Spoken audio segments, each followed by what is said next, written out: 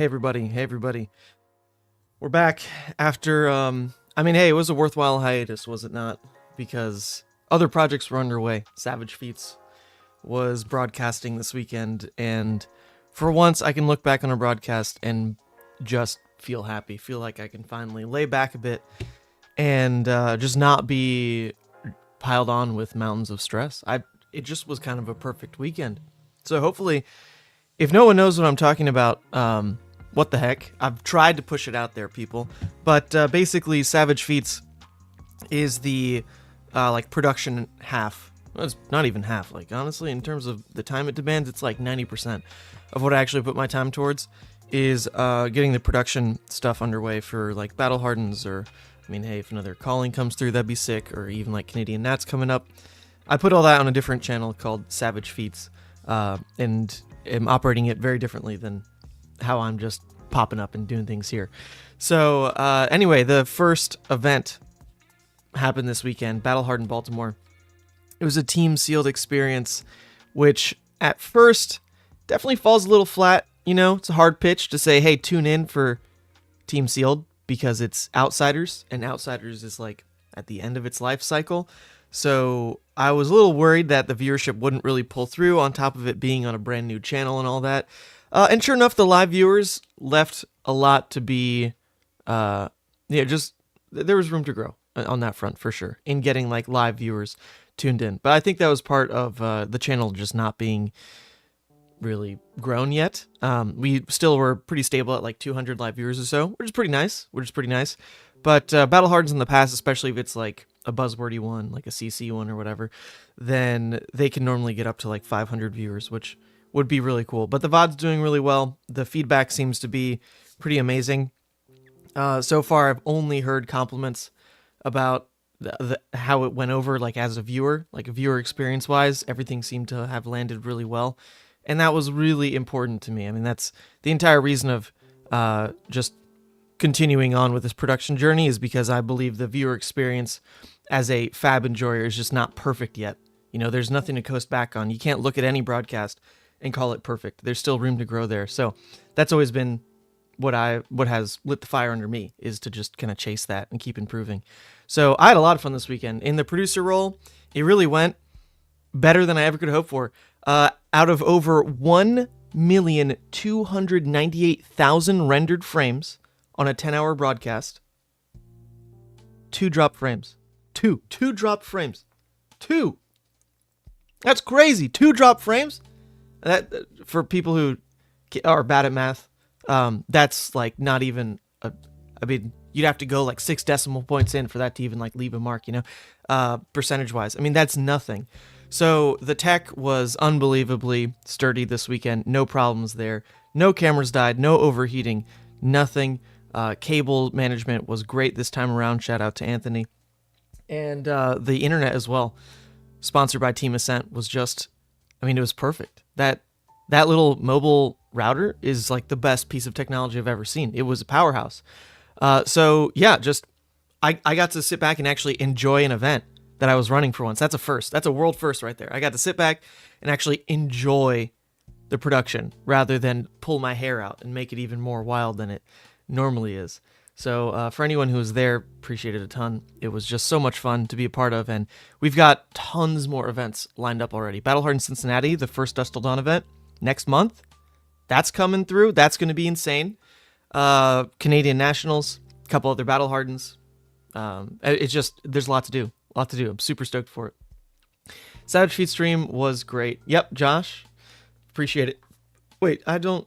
Oh, never mind. I'm thinking of other Joshua Bartlett. I was about to say congrats on the giveaway win. Different Josh, sorry. That was an incredibly fun broadcast to watch. Congrats on everything coming together for it. Oh, Erica, thank you a ton. Thank you. Recognize you, of course. Yeah, it was just so fun. If there was a camera on me the entire time, you would have just seen me smiling like ear to ear. I was so hyped. And of course, shout out to Punkage as well. We flew out Punkage to come and cast that event, and the pitch was a bit tough because, like I went over last stream, it wasn't a traditional broadcast. We wanted to have the player mics like really hot, and we wanted to have the caster not ever really compete with anything that the players were going to be saying. Like you had to be very ready to just pump the brakes and just like let them talk. Fill a little gap, let them talk. Fill a little gap, let them talk. But keep it really dynamic. And I mean, he killed it. And he was on like 3 hours of sleep. I mean, it was insane. Punkage is just legendary. So just great friend in all this. Shout out to him. Shout out to Nathan. Just a great event. Just a great event. There could have been more feet. Feet cams coming next, Blastoise. We need Pheno on stream. And then like a feet cam is mandatory, because will he stomp on his opponent's feet under the table? Like, will he? We need that action. That's a whole story arc in and of itself. That semifinals match with Michael Hamilton was insane. I couldn't believe that game, and it was such a perfect like team game, because by the time it boiled down to it, it really was 3v3. Everyone else's games had finished. And so it was Michael, Travis, and Roger against Oscar and his team. And there was a point in that game where I don't even think it was maybe too evident on the broadcast, but in my producer headset, I could at least hear it, where Roger specifically goes, "Red, short, and sharp," and like says it a little bit louder than he probably should. And I think that alone just like mental boomed poor Oscar and his team, because they then played around red, short, and sharp for like 2-3 turns in a row and lost the game because of it. But that's like the real team dynamic at play there, and being able to listen in and hear what the players are saying was so exciting. Such an exciting match. You're really in everyone's seat. There's 6 people on the camera. There's the caster itself. Like, there's you as the viewer. There's so many people involved in this beautiful little experience. And then it comes down to Michael Hamilton sealing that win with just a beautiful line anyway, with the silken gi into like subtracting the attack from a red be like water into the final like little 2 attack unblockable Benji thing. I mean, it was just, God, it was just so beautiful. It was such a beautiful game. And you got to track like that whole story, right? Because you look back at the draft and the deck building, and Michael was torn. Like, does he go Katsu? Does he go Benji? There was the whole discussion with his team as to like why he wants to choose one or the other. Who does he think he's playing against? That's another factor. Like, he was trying to figure out, okay, I'm playing against the farthest seat. Do you guys know what seat they were drafting? Did you pay attention? They try to figure it out. They figure out it's probably Azalea. So he ends up trying to go Benji to race because he can't really fatigue it out as Katsu. Like, you saw that whole story into Michael Hamilton cinching the win. Like, it's just so good. It was so, oh my God. I love that event. Hopefully it goes down in history as, as far as like a team event goes, I can't really think back of any team coverage anyway in the Flesh and Blood world, but so at least it set a precedent, right, of just being an amazing team experience, and hopefully gets people really excited for more of it. Because now if you look up team events, you've got an amazing one that you can pull from. And it was just, oh God, it was just so fun. Sam in the chat saying, yes, sir, you're hanging out, dude. Aiden was hanging out. It was such a good time. Such a good time. Sort of Mice and Men. Oh, that's a great name. First time I'm able to catch a stream live. Love your content. Your Riptide stream convinced me to take the plunge and build your first CC deck. That's awesome. Riptide's actually so great as a starter CC hero because the sideboarding feels very intentional. It's traps. What traps are going to help you? And that can be, especially as a newer player, just the kind of black and white card choice needed to like help bridge the gap of like how sideboarding works in CC or not. Just what traps are good in this matchup. This one's not, okay, it's out. This one's good, okay, it's in. Apart from the deck itself being very intricate, so you kind of get the pre-game stuff out the way, easy enough, but then the game itself is still going to be a challenge. I think he sounds like a great starter hero for CC. It was good. The only criticism is less breaks between matches, repeating the same screenshots, live interviews. So the problem with that, Ninjas, was there was no coordination between like kind of the, well, it wasn't really the judge staff. I don't know who's really keeping time. Maybe it's like the scorekeeper role or something. But the issue was they weren't, if a round ended early, like if all the matches were finished and there were still like 10-15 minutes left of the round clock, it didn't matter. They would just pair the next round and jump into it immediately.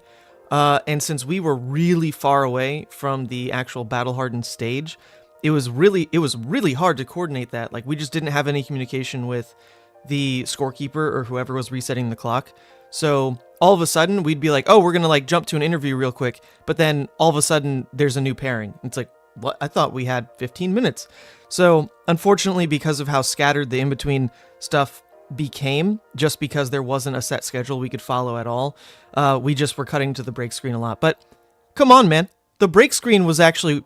I crafted that thing for this event in particular. That was not just like piddly B-roll, you know? That was explaining the entirety of the team sealed format. That was going over every single Outsiders hero and like picks that matter. It was going over the entire team. It was going over the interviews. It wasn't just like filler content. If you actually wanted to pay attention to the B-roll screens, there were like 20.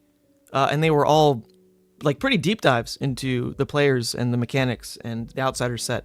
So I was hoping no one would have that criticism because the breaks were still part of the broadcast. They weren't true breaks.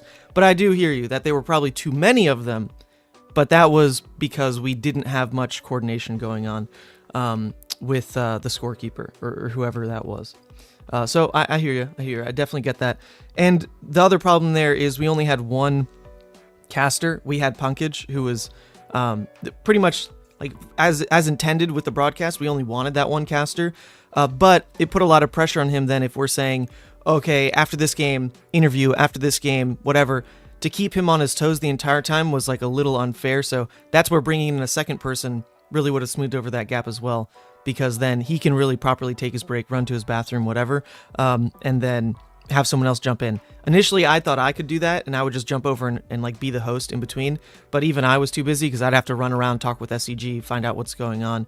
The players. It was a lot logistically. We almost need another camera where you can just see like the top down of like where we are in relation to where the battle hardened stage is. Like we were so far away. Granted, it was a straight shot, so you could like raise your hand, people would see you. But it was a mess of coordination. And then only later in the rounds did the SCG staff actually like start to kind of camp out in the stream area. And once they did that, it got a lot easier. But once they did that, it was top cut anyway, and all our time was eaten up with like the draft stuff. So definitely can clean up that like the in-between game stuff moving forward, though. That just is going to require more casters, more coordination, and I mean, it's the work we're willing to do. The caster piece demands more money, so that's still, kind of a big question mark. But I definitely hear you that those parts of the broadcast need to be cleaned up. Absolutely. Same shirt from the broadcast. Yeah, I only wore it once. It's not actually dirty, you know. But yesterday I was on the beach all day, and I don't know, wiped out. I woke up just like completely... not sunburned, but just like kind of sun beat, you know? So I picked up whatever shirt was nearby, which was this shirt, the same broadcast shirt. Yes. Caught. Also, if you really want to know how tired I am, I didn't put on my glasses. Yesterday I was wearing my contacts and I just passed out with my contacts in. And I woke up and just like forgot that I wasn't wearing my glasses. So you get contacts Mansant today. So I actually have big eyes. When I wear my glasses, they look like this big because my prescription's so awful. But here we go. The stream was so good. So many 18s in chat. That was funny. That was definitely funny. Nice work this past weekend. Nathan, we missed you, dude. Where was the Card Guys team? That would have been sick. Yeah. Definitely needed two casters. No, it would not have worked with two casters for the way that event was run. There would have been like no balance. We tried it. Like that was kind of the idea going in was, can you balance two players talking at the table and two casters? Absolutely not. There's like no real conversation being had. You really just need to give one person the reins and kind of trust them that they can navigate in between both teams talking and still build a really good narrative. A second caster would not have done absolutely anything additive to the broadcast. It just would have been too much noise. So, no, it's more so like a host role was missing. And you got to remember, these Battle Hardens generate literally no money. I mean, I'm still out of pocket on this. Granted, I'm more like willing to take that risk because I believe in Savage Feats. Like, I think we're actually building a really good product here. So now it doesn't feel like I'm just absolutely burning money away. I'm rather investing my money into a business venture, into a production company that I really believe in. So it doesn't feel quite the same as it did when I was doing it solo, which is nice. But you got to remember, hiring casters like costs money. We're not trying to get free labor going here. That's not the goal at all. So for this event to just say, oh, it would have been better with one more caster, you're all of a sudden looking at like double the production cost to make that happen. So, you know, even though it probably would have been fine to have someone just in a dedicated host role, I can't sink my little nest egg too quick, you know? Like, Savage Feats and its little baby amount of money needs to last for probably like a good 3 or 4 events before anything actually picks up sponsor-wise. So yeah, no, I don't think there needed to be a true host or sponsor. I was really happy with it. Really happy with it. Funniest part was Hamilton's response to using the attack dice for Kodachis. That was hilarious. That was hilarious. That was God, there's so many funny moments. I think Roger was probably my favorite part of the weekend. Just anytime you got to listen in on Roger, he is just such a fab dad.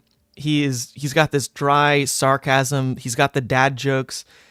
He's really self-deprecating. Like he's just hilarious, actually. Really, really funny.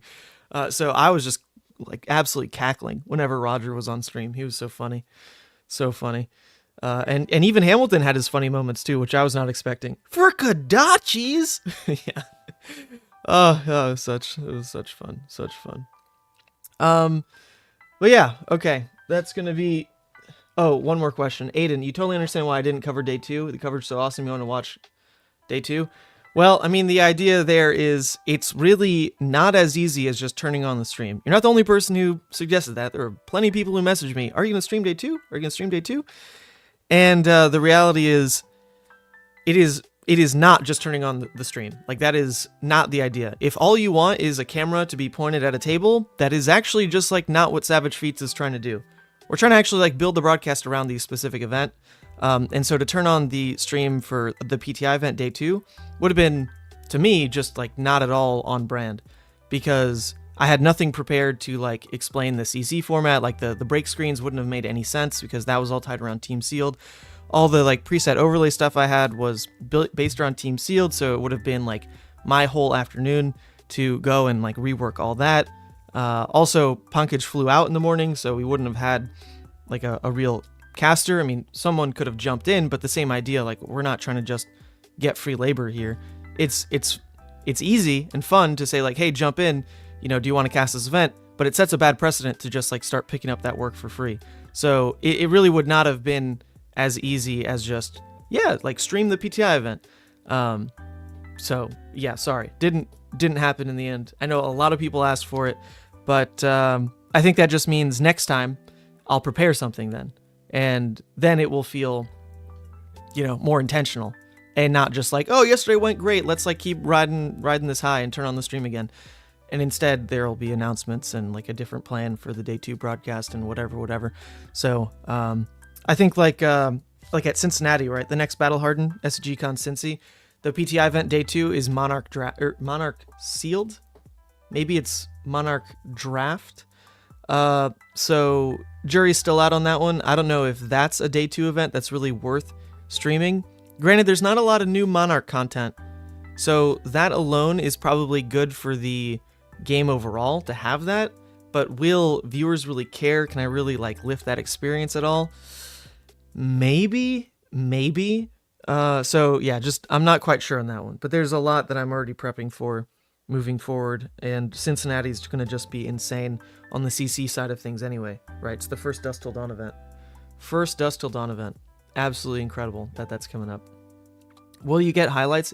Yes, actually, Nathan is in charge of that. He cut down a bit of a highlight reel already, and it looks pretty good. So it was kind of just an experiment, but you know what? With your comment alone, I'll let him know that we should actually do that. A highlight reel is just, that's good. That's good for posterity. Just have that out there. Be able to look back on Battle Hardened Richmond in like a 2-minute clip. It's a good idea. It's a good idea. Also, where are the Savage Feats teas available?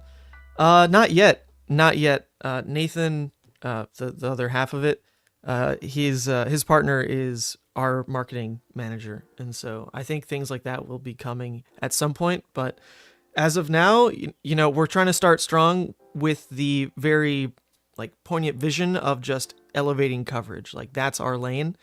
Anything else will come in time. You know, not you know, there was a chance that this event kind of fell flat. Even if it was amazing, maybe something's wrong. People just really don't care about Team Sealed. Maybe people really, you know, don't appreciate the amount of work, you know, and so it's just like kind of falls flat. Like there was a real, maybe the tech failed.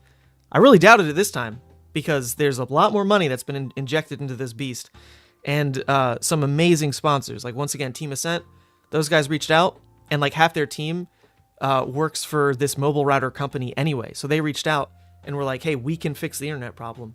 So I had full faith in them, and they crushed it. They crushed it. So like all the pieces are coming together, and in theory, it was supposed to be a perfect event. But what if it crashed? You know, I wasn't gonna like have a merch line ready if all of a sudden the event was super, like left everyone sour, right? Like no. So in due time, things will come together. It's a long-term process, you know, long-term process here.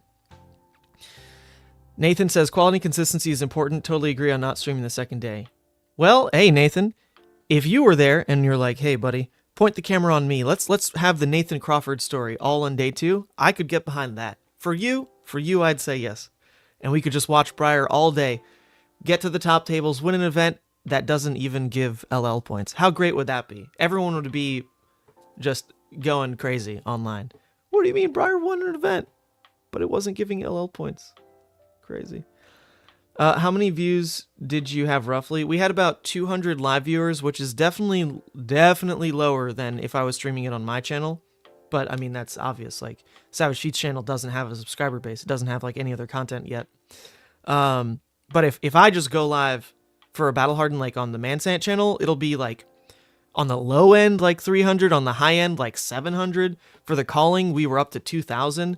Like it definitely does a lot better on the Mansant channel because I've been running this channel now for like 2 months, and it's a dedicated Flesh and Blood channel. There's no other content on this channel. It's just Flesh and Blood. So if you see like a Mansant live stream, especially if it was like a coverage thing, it was very obvious like what it was. If it was coming from this new channel, Savage Feats, at least at this point, no one really had heard other than like probably people within my circles. So people probably just didn't click on it. They weren't quite sure what was up. But the VOD's doing really well. Subscriber base did jump up there, and the one critical piece we were missing was LSS didn't like retweet or like share the link to the stream. Not like entirely sure if that was my fault or what, because we didn't like explicitly message the right department who could have done it. People at LSS knew what we were doing, obviously, but I think that was just my bad, and I just forgot to message like the right person. Because they normally do that every time. If I send them a link to something, they'll just tweet it. They'll post it on Facebook, whatever, and that helps. But I think I literally just forgot because I didn't message that right department this time around. So that's my bad. So probably missed out on a bunch just from that. But the next ones, that'll be fixed. That hole will be plugged. Battle Hardened Cincy should look pretty good. You know, pretty official. You were the one playing Roger in top 4 while Oscar was playing Michael Hamilton. Oh, wait, did I put your name as Oscar though? Hold on, let me look this up. I actually feel like I messed it up. Oh wait, oh no, Michael was playing Oscar. Yeah, duh, that was the stream match. So you were the other teammate. Were you Paul? Or the other friend? I forget the other player's name. It was like Paul Lefeur and like Oscar Gomez. I forget the third teammate, but that's cool. You're hanging out. Well done, guys. Well done. Great top 4. You only saw it when you made that short video pointing. Yeah, exactly right. So we got to build up everyone has to kind of realize there's no more coverage on the Mansant channel. It's not going to happen anymore. Not going to happen. Push them all to Savage Feats. All right. Game time. So, cool side story about Battle Hardened Baltimore. I was hanging out with probably the highest concentration of ELO I've ever been around in my life. We went out to dinner after the stream, and it was Michael Hamilton, obviously like Brody, Dave, Michael Fung, Yanji, Mara Ferris's team. It was a bunch of people. Right? Oh, I'm getting a phone call. What is this? Nope, that's fine.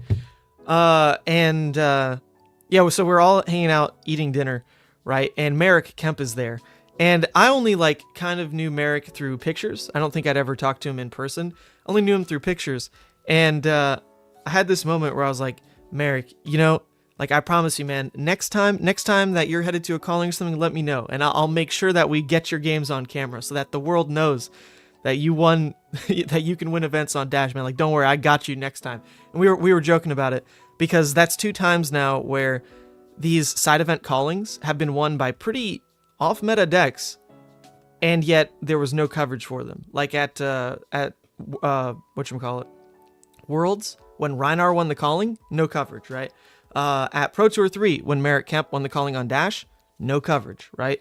That's always been a hole at these big events. You know, the coverage team is probably just stretched a little too thin, obviously, because there's the Pro Tour or Worlds, whatever it is, the calling and the Battle Hardens at these big ones. So I told Merrick, you know, don't worry, next time I'll get you. So we'll see what I can actually like wing there or not.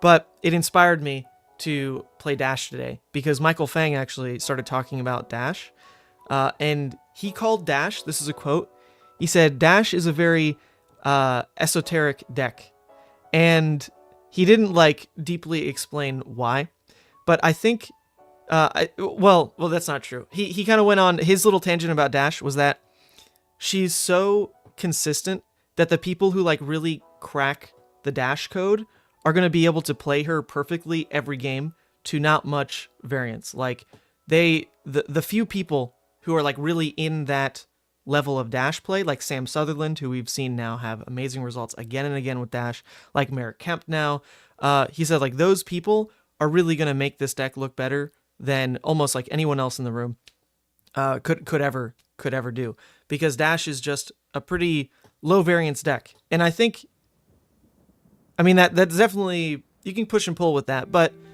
when you play it to the like boost angle, there's a little bit more variance in maybe you're banishing more reds than blues, sure. But when you play it for the more mid-range or like control play style, I think he's absolutely right. Like you don't have to take pretty much any risks when you're a perfect Dash player, because you just know the lines and don't need like luck to come through big. Like, oh, this is like the one boost that has to happen or the game's thrown. Like a calculated Dash player doesn't have to do that. They have seen the lines, whether it's like boosting the Fate Foreseen or not, or whatever it is, right? So anyway, they had this whole conversation with Dash, and it made me appreciate the hero a bit more, because it's quite the antithesis of what Brute is doing. It's like the complete opposite, because Brute, you can be the best Brute player in the world and still run into issues, because at its fundamental level, Brute has to juggle like higher variance outcomes on your own turn cycle, whether it's random draws or a dice roll, right? So it's, yeah, I think probably just a very different deck. I've only played Dash a couple times as like a starter hero. I used to always whip out Dash versus Bolton when I was teaching new players the game, especially if they were coming from Magic. I would play that matchup because it's like a pretty healthy mid-range game. And there's like some permanents that you can like play around with. So the Magic players always like that. But I haven't like sat down and actually tried to play Dash competitively at all. So we'll give it a go. We'll give it a go today in honor of Merrick Kemp.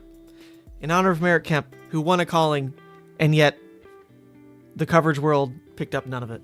Okay? That's the game plan today. That's the game plan today.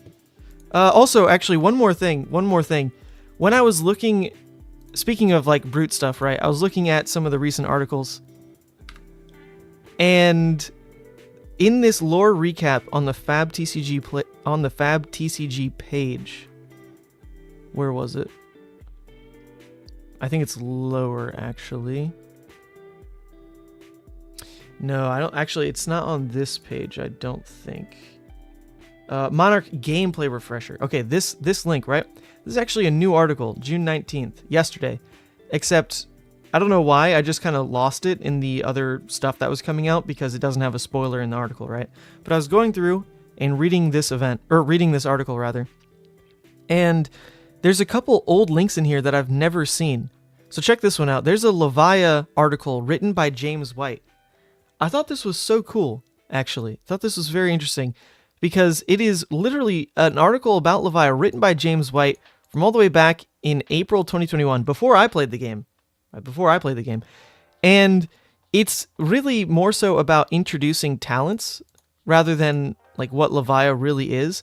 But he says a few things about Levia that I'd never heard painted so starkly. Like look at this. I think, was that the tagline?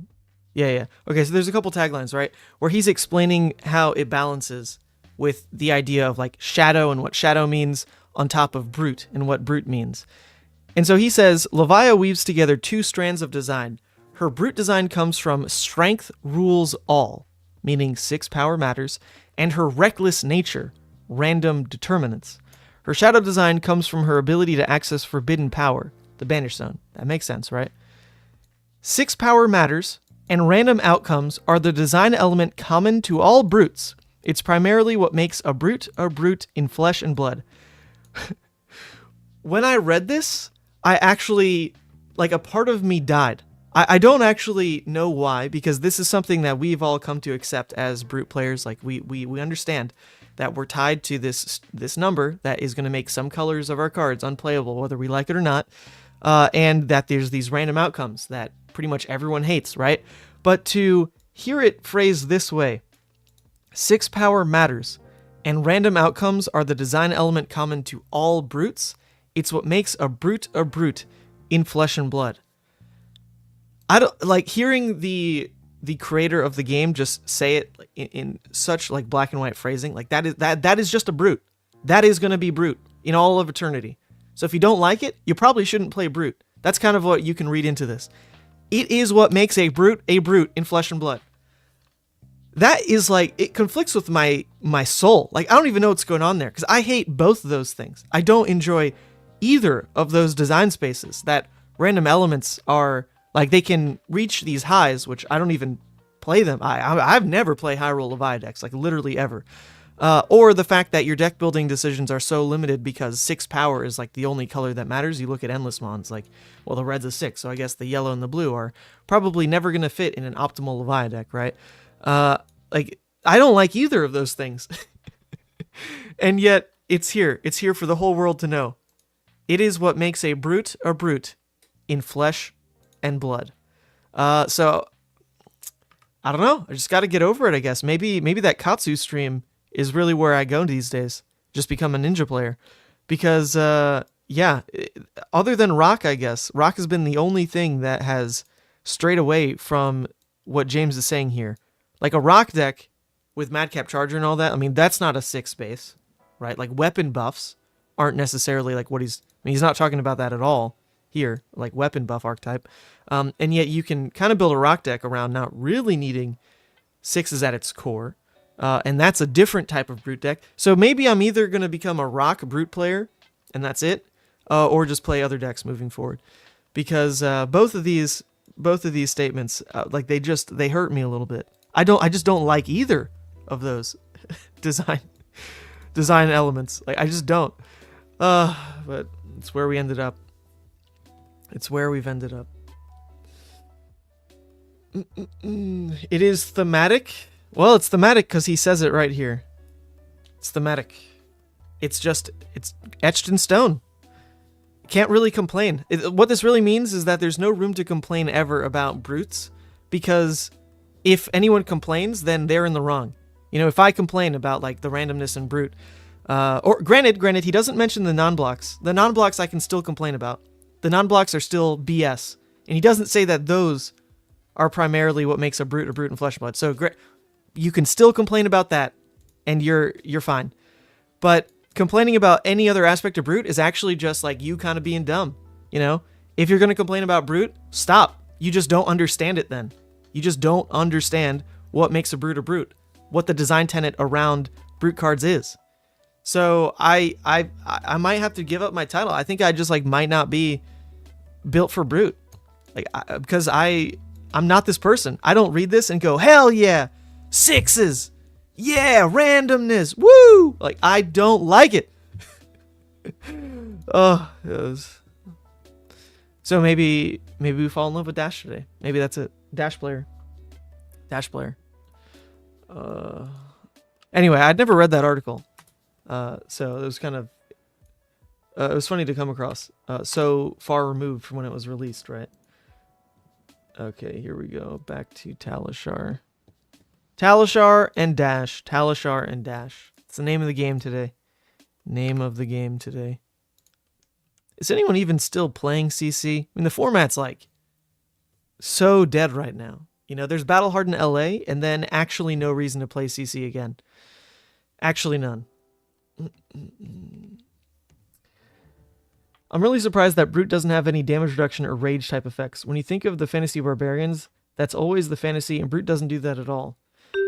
Yeah, definitely not right now. And maybe with endurance counters, we'll see some design space in that. But that would probably be some like talented offshoot of Brute. It's not the core design tenet that Brute is based around. So says James White. So says James White. Okay, into Lexi. Oh, actually, you know, I thought this link had... oh, this is the wrong link for the deck list with the matchup stuff. It's the right list, but it's not the right one with the matchup guide. All right.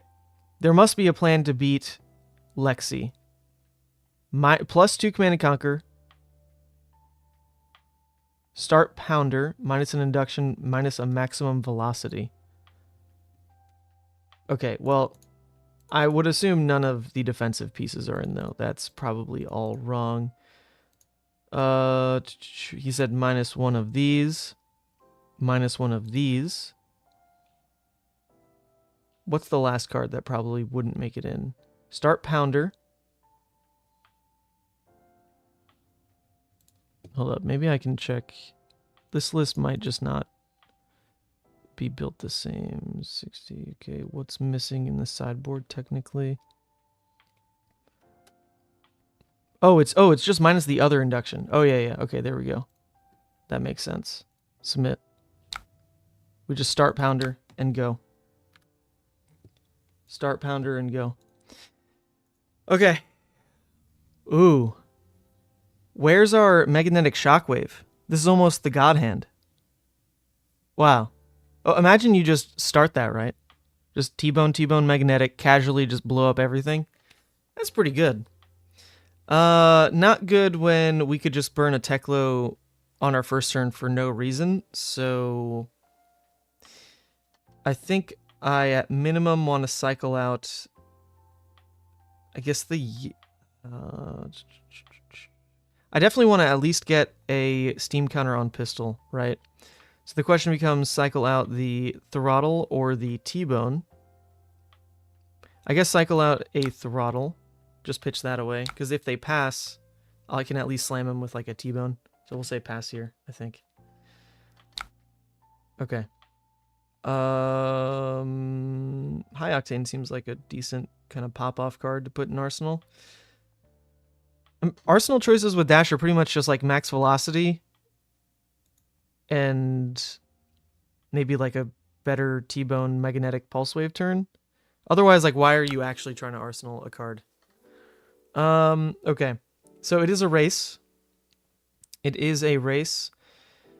I don't think they can ever fatigue us because they have the non-blocks in Rain Razors and a bunch, not a bunch, but there are the 2 blocks as well. So, yeah, I don't think that Lexi can really fatigue. So if we keep the full hand for damage, that's probably just fine. This costs 1. We'll draw a card. So off these 2 yellows alone, that pays for all this. Random draw, Teklo, whatever. That's interesting. I feel like a blue is still worth having this hand. Nothing we can do to dig for it. Take 4. Take 4.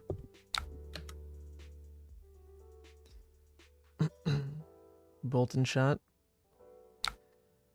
Mildly annoying because this could let them get off 3 arrows this turn. But if they get off 3 arrows, they're off an arsenal. So that probably means their next turn is still less threatening unless this kind of same exact thing lines up. So I think we'll ignore the Bolton shot as well. 3 arrows now versus 3 arrows next turn's like still all the same. Oh, it's a Winter's Bite. Oh, that's interesting. That's interesting. Yeah, we get rid of one of the yellows. That really messes things up now, though, because the high octane would have to just start with the yellow pitch, and then there's not even one floating. To go into Teklo, I'd have to pitch a whole new card for it, and if I don't draw the blue, then the turn really hurts. Really hurts. So does that mean the turn is just throttle pistol? Ew, that feels gross. That feels gross. I don't think I want to try high octane when I'm down a card like this. Not leading with the blue feels really weird. Let's try that. Or do I just do it anyway? High octane anyway? The problem really is, like, drawing a red, the turn is just so punted. Could also miss with Teklo because the list runs 2 CNC. That's a good point. Yeah, that's a very good point. I think I want to wait on pushing for the high octane, so this turn is just going to be... Do I even want to boost this? Just for a 2 damage pistol now? I don't think I do. No, we'll just... 3 card 8... yeah, 3 card 6. Oh yeah, because this only triggers if you boost.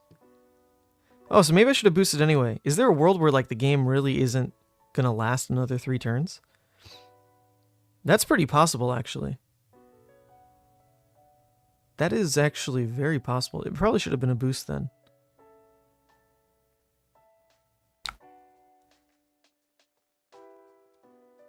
Yeah. Or it could have been Pulse Wave Harpoon just for the 6. No, then what does that do? No, so... Just kind of a weird turn. No blue.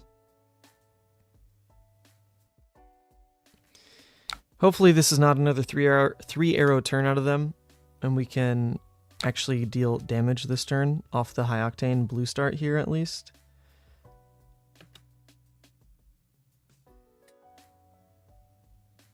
Oof. Alright, high octane with Codex of Frailty sounds pretty miserable. That is no longer the turn worth going for.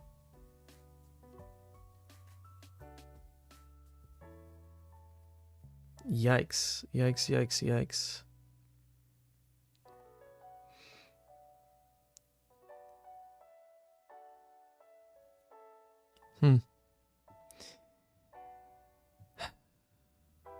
Man, that is such a big swing off that singular frailty. Because now the high octane turn I'm waiting for, that I basically held a turn for because I was missing the blue, has to get pushed back another turn because frailty just makes the pistols 1. On top of Remorseless making it a bad force because I'd just be taking damage throwing out these guys. So it's like forcing another off turn and we're supposed to be the aggressor and they get a ponder out of it. Oof.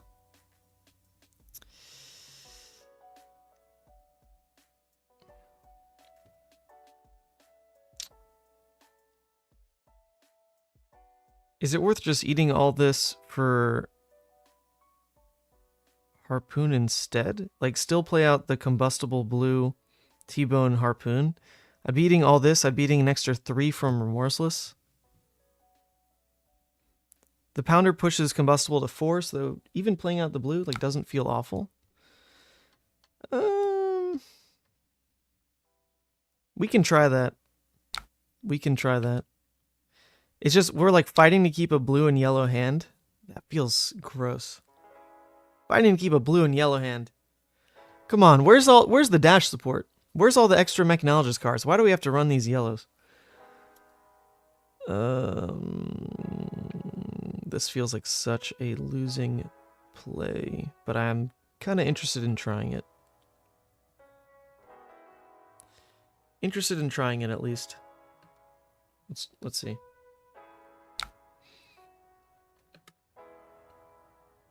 Welcome to the 90 card dash pool. Yeah, pretty true. All right, watch me hit the CNC. Nope, okay. Boosted a blue as well. It's decent. Not like this game's going to go very far. I mean, they're even giving up Tunic before it even gives a resource. They are so ahead. So ahead. T-Bone can't even punish on New Horizon. That's rough. So what's the difference there? The difference would have been if the T-Bone was an Arsenal instead of the High Octane. Is that what you're supposed to do in this matchup? Because that actually would change things. T-Bone and Arsenal here, it would just be T-Bone, T-Bone. We can pull the New Horizons. Yeah, so actually, if that's the matchup, right? If that's the matchup, T-Bone's way more relevant than High Octane. Because that would be a swing. Oh well, it's not the reality now. There's a Magnetic. Sad. It still gets its effect. Wait, I should boost it anyway, right? Because it only counts the times I've boosted. So if I really want to pull like an arrow, I have to boost, even though I'm not doing anything with the go again. Yeah.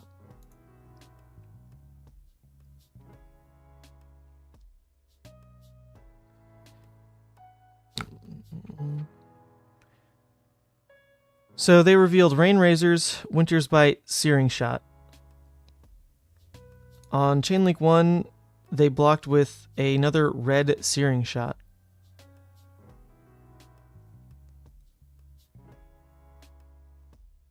Okay. So their Arsenal card could still be a 3 of a kind and like none of this matters, right? Their Arsenal could still definitely be a 3 of a kind and then like what the hell do I do? Because they've got the Rain Razors in hand. Oh boy. Oh boy. I guess the best thing I can do, if it is a 3 of a kind, is pull the Winter's Bite. So that they at least have to start with a red pitch and get rid of their arrow. That's pretty much it. That's pretty much it. Because this is the Rain Razors, this is the Searing Shot. If that's a 3 of a kind, they're probably going to Rain Razors and then 3 of a kind, so they'd pitch the red. Yeah, let's take the Winter's Bite, I guess. Yeah, I don't want to shoot the loaded pistol, though, because it's only 1. It's only 1 damage with the Frailty. That seems lame. I'm gonna hold it.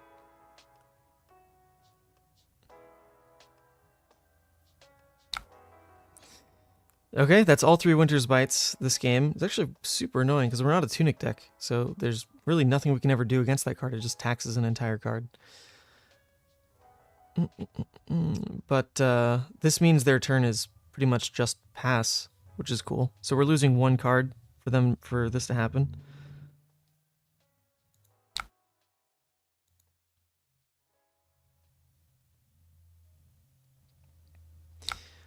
All right, High Octane needs to draw a blue, or I'm going to be in some trouble. High Octane needs to draw a blue. Needs to draw a blue, right? That's really it. I guess even if it draws a yellow, it's okay. Not a red, though. Please not a red. Okay, a blue. This is good. Wait, so in this case, it doesn't need a blue anymore. Yeah, blue was fine. At any point, yellow would have meant we'd have to tech low. Okay. Oh, but it's High Octane. Oh, yeah, so we do want the blue, because that way we can get more pistol shots. Yeah, that's right. That's how it works. Cool. Cool.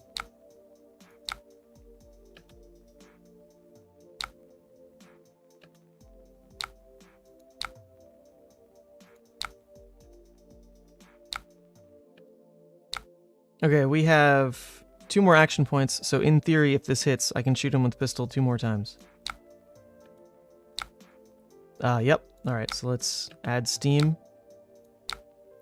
Attack. Add steam. Attack. Okay, that was a best case scenario turn. It was. That was best case scenario. They even blocked with a Searing Shot there, so they're only on a 4-card hand. We've equalized everything. We still have quite a bit of block, 1 tech low. This might actually be okay. Interesting. And we're finding a combustible when we still have tech low. Wow. Can we survive the Rain Razors 3 of a kind, is the question. Always the question, eh? Always the question.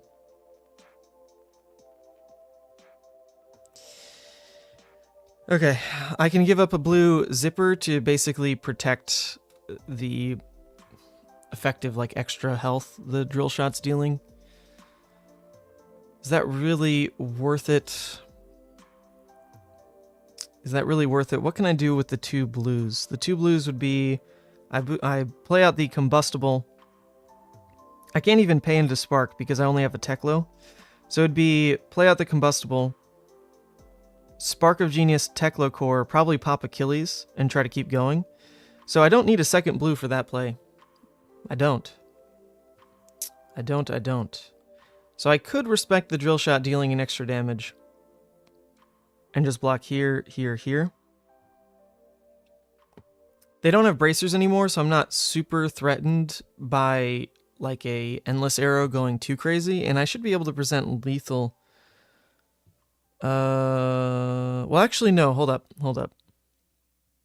I want to be able to threaten the combustible courier actually giving something that matters the +3. So I think I have to hold blue zipper hit for that alone, because there's a chance the combustible hits and I don't even have a boost card.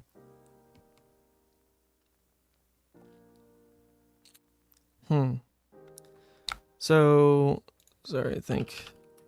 So we're looking at 6, 7, 8, 9, 10, 11. We're hoping this would draw something to... And that's only if combustible hits. Actually, this hand's actually not very good. Never mind. This hand does not present lethal, really. Unless the spark draw does something nuts.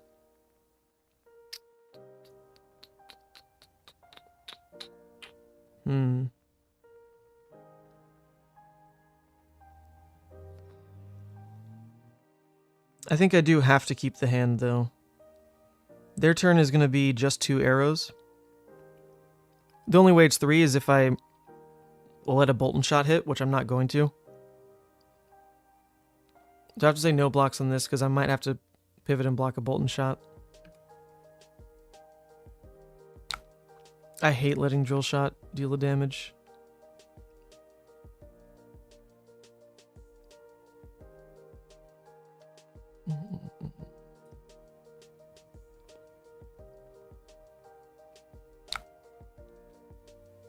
There's not a second pounder.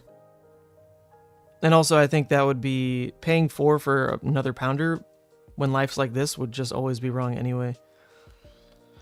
Alright. Ugh. Really do have to respect the Heat Seeker. Letting them get double Arsenal into probably the last turn of the game is just so gross.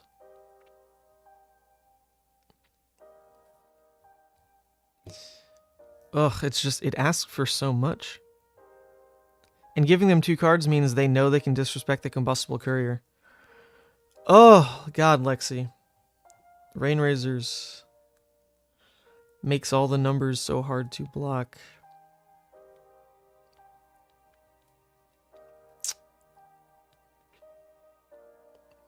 I think this is just game over no matter what the choice is.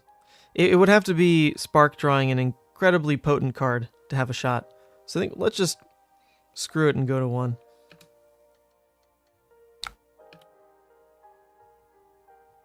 It's a pre-med. It's just a free... That's a free 3 damage. It doesn't even cost him a card.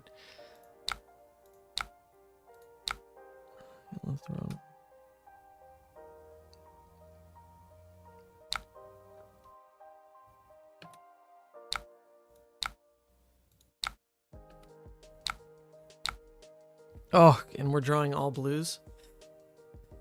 Yeah, that's pretty much over. It was like if Spark drew a CNC, then I think like we had a shot.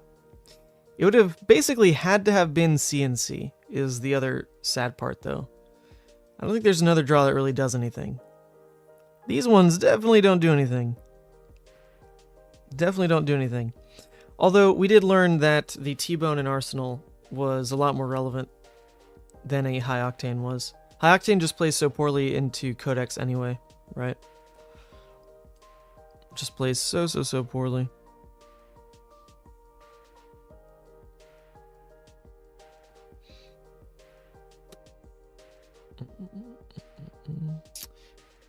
Ugh.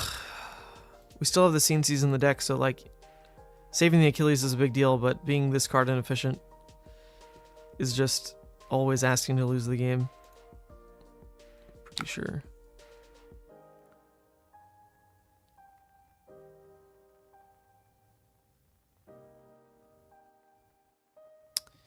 So I think we can tech low, because in theory I want a zipper and then plasma pistol. It's the most damage I can do. Oh, there's the CNC boost. Oh, so I should have loaded tech low first, actually. Yeah, I should have always loaded tech low, even though we weren't going to shoot it until after. That's pretty funny.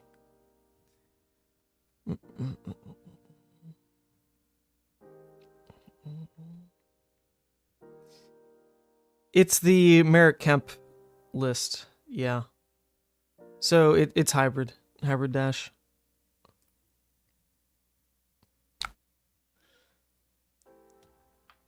Okay. They spend a 3 of a kind, an Art of War, and a pre-med to shoot a Frostlock for 8. That's interesting. Well, these cards are useless. You can probably just give them this. Cycle out the T-Bone, get a real card. Red T-Bone's better than blue T-Bone. We'll take it. That's some flesh and blood right there. That was some flesh and blood. Alright, there's only one more CNC that we could hit and miss. If that happens, I mean, you know it. It is just game over if that happens. It is, it is. Oh wait, actually, let me undo that. In theory, I want to not waste damage, so I don't want to throttle yet. I want to tech low. So it's going to be 0 to 60 first. And then it'd be this. Then let's just make sure and do it the right way this time. Load that. Then this.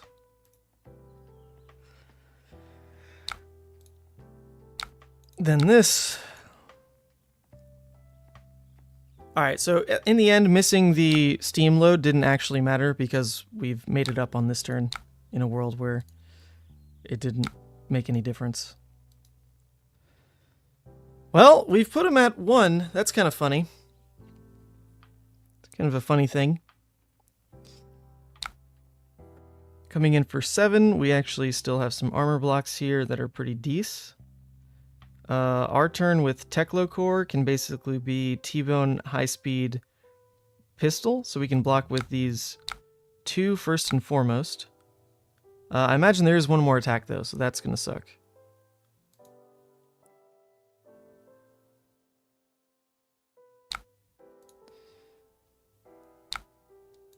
Okay, so we do just have to give the hand. We can do this, shoot it. They do have to give a card. Alright, so in this situation, like, what do you hope to keep? Is the right call actually just not attacking, saving the steam counter, and then trying to hold, like, a zipper hit? Is that, like, the best thing, actually? Or, sorry, not zipper hit. 0 to 60? Actually might have been the best line to close out an endgame like this, is try to hold a 0 to 60 into pistol shot. And that way, at 1, in theory, you take 3 cards off a 1-card hand. And then you get a full turn again. That's most likely the way you have to play it in an endgame like this. Oh well. Wasn't going to happen this hand anyway, funny enough.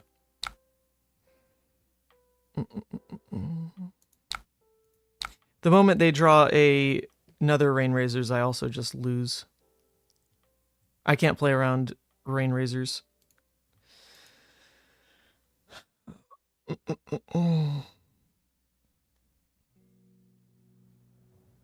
Right?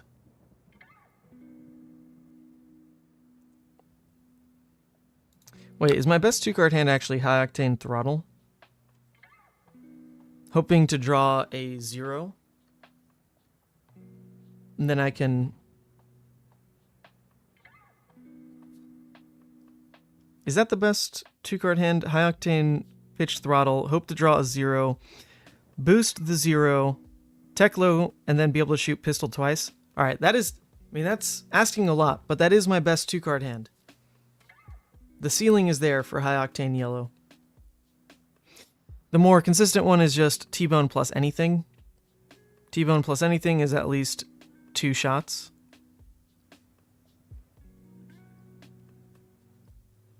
I think we'll go for the T-bone line instead. This one is just, there's too much that could go wrong.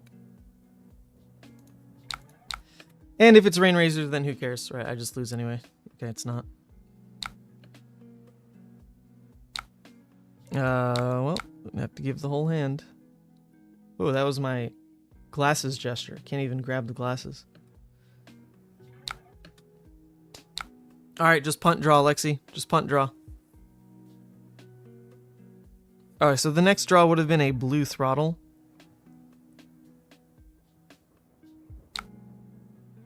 Terrible card. Alright, so now the best 2-card hand is zipper hit plus any of the blues. I guess in theory I want to keep the T-bone in the deck over these other ones. Who even knows if I get to keep a card, in all honesty? Once again, dead to Rain Razors.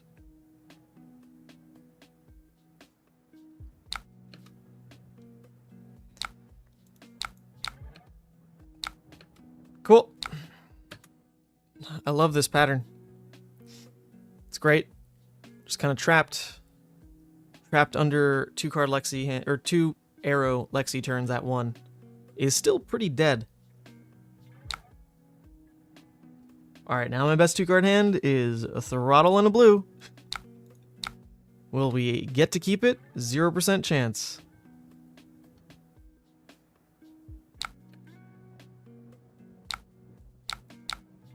Wonderful. This is fun. Yeah, so the main misplay was high octane in Arsenal over T-bone. That really would have flipped the game. Being able to pull New Horizon on like turn 4 or whatever it was would have been a pretty big deal. Granted, the Arsenal was only a Winter's Bite, but they did get use out of New Horizons like 2 turns later because of the Heat Seeker. So that alone is good value. It would have taken a Winter's Bite and denied the Heat Seeker. That's really it. Other than that, I don't think any play was like actually just wrong. Most of these cards just kind of do one thing, you know?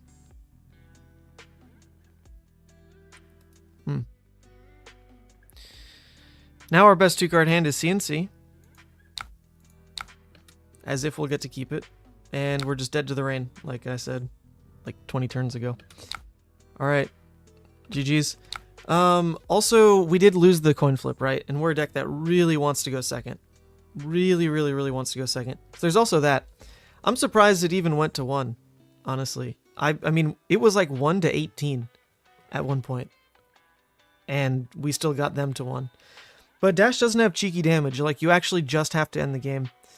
So I think if I'm really playing this at, like, calling level or whatever it is, the play I'm supposed to wait for is Tech Low Pistol drawing a 0 to 60. And that has to be the hand I keep. Spending the Steam Pistol on Tech Load the turn I did, definitely, like, it took a Bolton shot, which is cool. But without a Steam counter on Tech Low banked, then no 1-card hand ever really changes.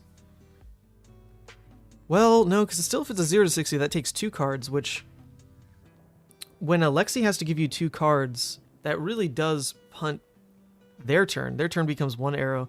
So maybe that's not even wrong. I think it's fine to shoot then, because if my 1-card hand is a red 0 to 60, that's still good enough. They have to give 2 cards in some form. Either 2 cards in hand or a card plus New Horizon. So, yeah, maybe that's not even terrible. Interesting. We also never got off the max velocity.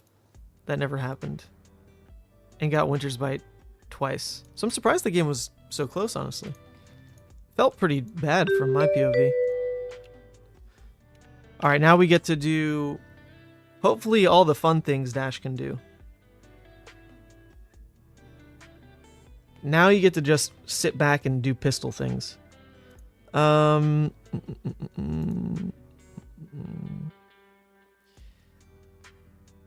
Take out the red combustibles, the high octanes, the max velocities, and the T-bones. Okay. Take out the max velocities, the combustibles, the red T-bones, and one yellow T-bone. Is that really it? Oh, the high octanes as well. Take out the high octanes. And we run it at 62? Alright, running it at 62 it seems. It's good enough. Oh shoot. Was Teklo in there? Okay, yeah, Teklo is technically counted then. Oh, and Remembrance actually didn't need to be in there either, because that's a throw. Remembrance didn't need to be in there. But Teklo does count as main deck. It's a weird sideboard, because I copy-pasted the wrong link. I'm looking at the sideboard from the correct link. So you must start induction, right? It's like what every dash does.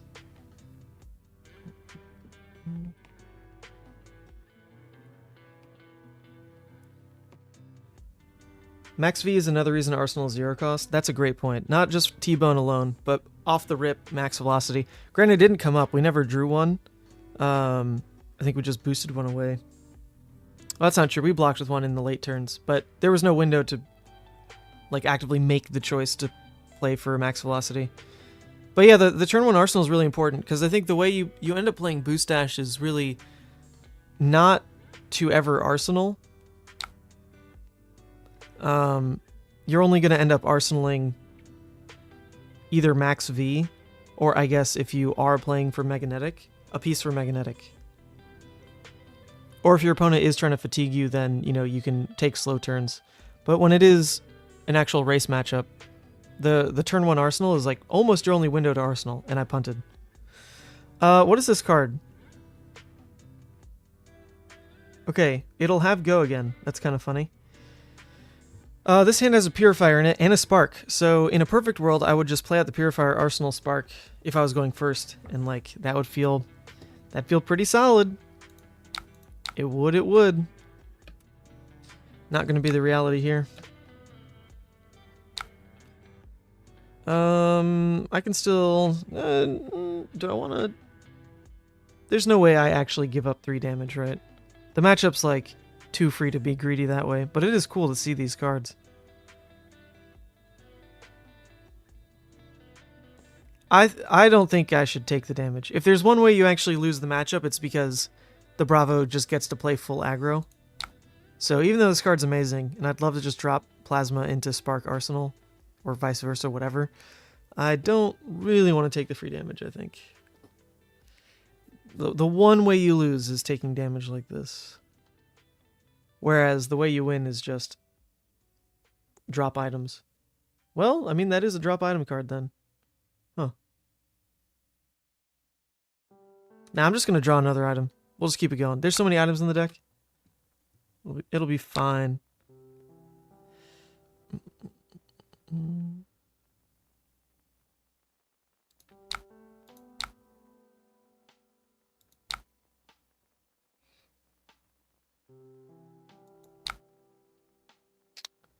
Uh-huh. This is going to cost me 2.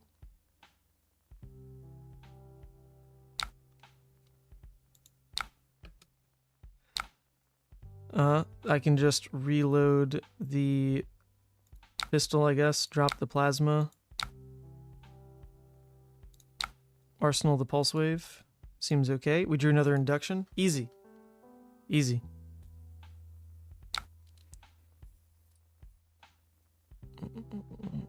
You rarely get to take 3 when considering to spark overall.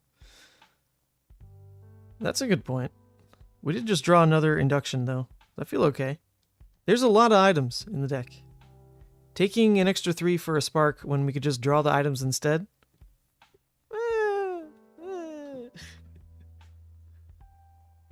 Alright, this one's going to cost us the blue. With the blue, we can just load a thing and drop it, so these cards are just block, basically.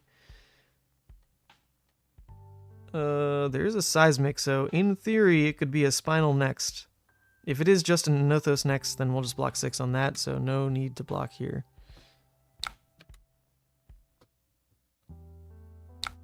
Okay, yep, these will get full value there.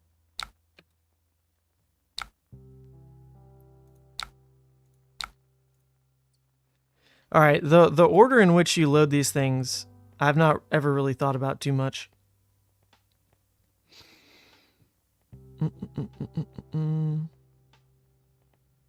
Okay, so now we've done it. We did just draw items in sequence. Every turn we're going to have an item. To spark this one is going to feel a little weird. But we don't actually get a choice on this. That's kind of nice, opponent. We just don't have a choice. This is a dominate coming through anyway, so we're forced to keep the spark. Uh-huh. I don't think there's anything else to do on this, right? Nothing else to do on this. I guess the one thing to potentially play around is that if it is a pummel, that does mess things up a little bit. So if we really want to play around the pummel, then it's give crown. Crown cycles out pulse wave. And that would change things. Otherwise, if it is still a pummel, we could just discard the zipper hit, use Techlocore to fill things, and then just spark for another Techlo. I think we're fine. Okay, not even a pummel.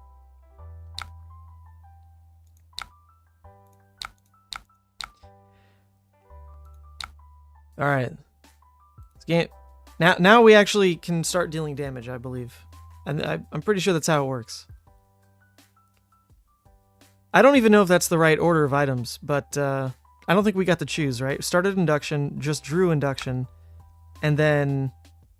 Or no, started induction, drew plasma, then drew induction. Yeah, so at that point, there's not even a third induction to choose. So it was a forced order anyway. Forced order anyway. Dang, they are teched, baby. That's gonna get go again. Unfair. Wildly unfair. Okay, so now... Whew! Dash math. 1, 2, 3... If we want to put into items here, that's the 1 blue. This is already loaded. This resets, lets us shoot one more time. So we need 1 more resource here. This will let it shoot again. 1 more resource here. So that's 2 resources needed there, which is the yellow. If we want to then end up refilling anything, it's the extra blue. So we just don't need the red, basically. Don't need the blue. Just because if we're trying to just shoot 3 times, it is Techlo yellow is all we need. So can block with 2 cards. Don't really want to block with 2 cards.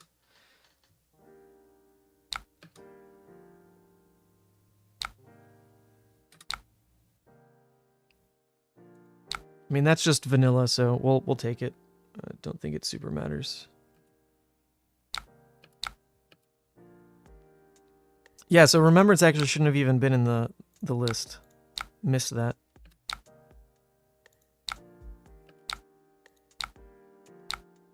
Alright, and then we're going to crack both of these. Actually, it's pretty satisfying to do this on Talishar. Just boot, doot, doot, click buttons. Coming in for 4 already. Whew, Lord. Give it go again. Uh-huh. Load the pistol again, shoot the pistol. We could also just drop Techlocore. I think that's better than loading, right? That's probably better than loading. That seems much better, actually. And it gets ahead. It's 4 resources over 2 turns, then pitching it for 3 now. But that would take away 4 damage, right? That'd be the difference. It's also giving up 4 damage. Because it means I'm using this induction to drop Techlo. So maybe it's not worth it, actually. Nah, I think I'd rather deal 4 damage. So let's go ahead and reload some things.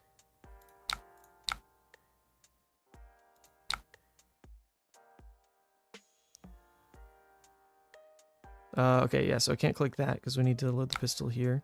Shoot the pistol. Okay.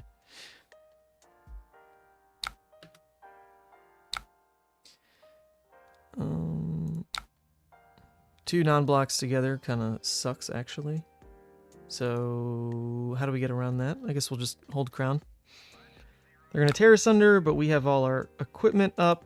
Not a big deal. They can't pummel it. So now we can just start trimming our reds out, right? Trim our reds out. Pulse Wave and Arsenal seems pretty decent if we ever do end up boosting, but I don't think you're ever supposed to. So I guess we just get out of Arsenal now with Crown.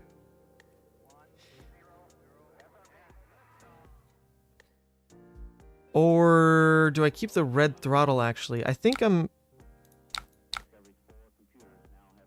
Am I supposed to do this, keep the red throttle, and use that as my last attack and just not boost it? I think that's fine. We're going to end up pretty resource heavy. And we don't know what this is going to draw.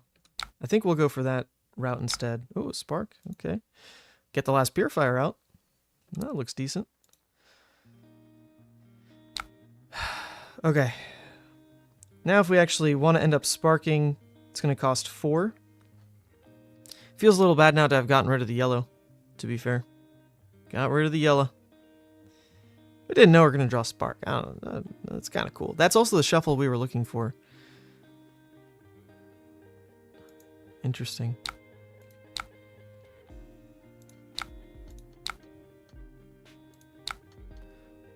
So both of these have counters. Is that why they're stacked? I guess that makes sense.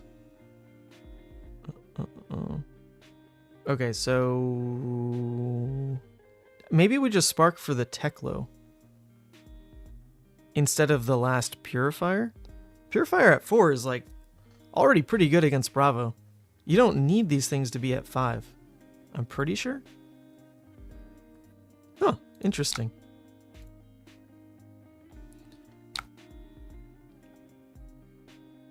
You could boost the red throttle for the Spark draw. +1 Achilles, then continue turn. That would have been before I spent resources elsewhere, right? Yeah, I think I already... Did I already throw that line, though? Oh, shoot. That would have been like the first thing I do. Because now resources have gone into other things, I think. Or am I just sparking for Teklo? Yeah, I could just spark for Teklo.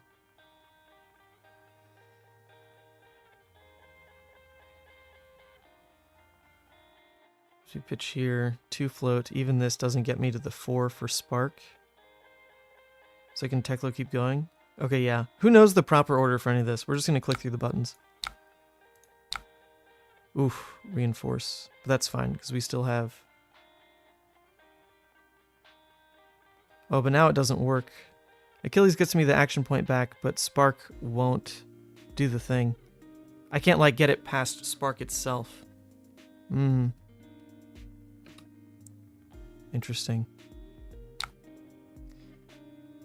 Well, I'm still not going to let the turn just go to waste. So now Spark just always gets Teklo, and that's the end of the turn, basically.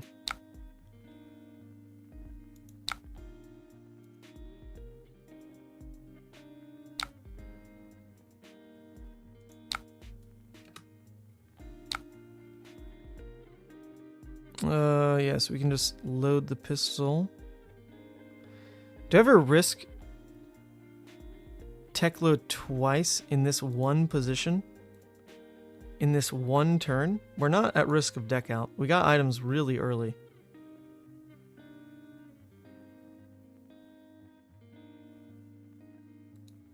Don't do it. I'm not going to do it. Alright. Do I still spark? No. Yeah, I'll still spark. Okay, we're going to load this. Spark. Get a Teklo. I want the shuffle at the end of the day. But now this is an arsenal. I feel like this was just bad. I don't really like how this turn ended up at all. At all. 0%, in fact. Should've just stuck to the item plan. Don't do anything fancy.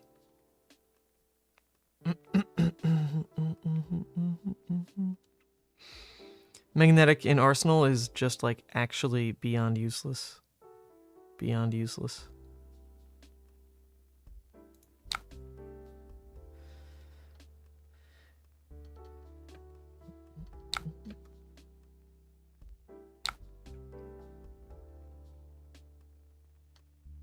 Yeah, so we can just block 3. Our blues are worth more than their blues at this point. I mean, we don't want to die. It's definitely part of it. They're going to heave a pulverize. Okay, so let's deal as much damage as I can now. So I can basically use this blue to refill everything, is the turn. Then I can use my whole hand to block pulverize. Well, he's going to dominate it. Oh, that's true. They're probably going to dominate that pulverize. So have to hope, draw some sinks, reinforces, unmovables. It'd be nice to see those cards now. It would be nice. Oh wait, oops.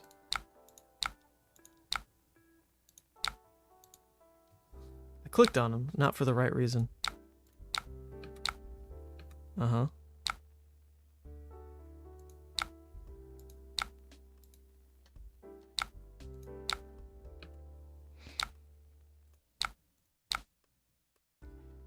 I guess can just refill. Inductions feel a little bit more relevant than plasmas.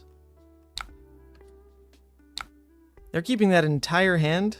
Holy moly, what is that, like double pummel, pulverize, dominate, bravo? God. Alright, drew sync. Uh-huh. Actually, I don't need to do that. We're not dead, which is cool. We can go to 1. 1 sucks. 1 is what it is.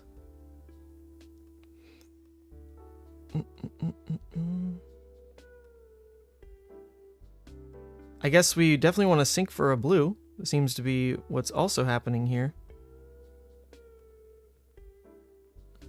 Just in case they run that 1 of lunging press, I'm going to block with 1 equipment piece. Some bravos do that, you know? Some bravos do be doing that.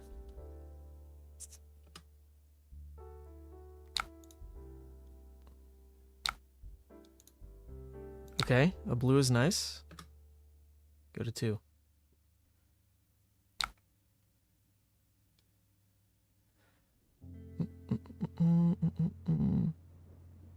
There are a lot of misses in the deck still. A freaking ton of misses. But I still kind of want to greet it and just like boost Pulse Wave away. And just hope and pray.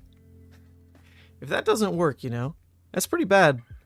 But that's how it would eat up the most of the pulverized damage, is just trying to boost on the Pulse Wave. That's a total throw if it doesn't work. Okay, so... Oh, Techlo Foundry's in chat saying, pistol first, then boost the throttle on your last pistol shot. Oh, okay. So yeah, don't take the risk to be greedy around the heave, right? Just don't do it. Well, in that case, it should have been, yeah, keep the throttle instead of sink it away. I see, I see.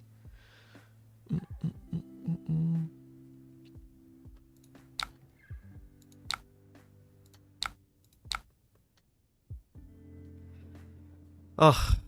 First pistol shot's totally eaten here. I hate it. I just want a Pulse Wave. Well, it's all the same damage, actually. What am I saying? It'd be, if it's really if I play the zipper hit, then I'm saving damage at all.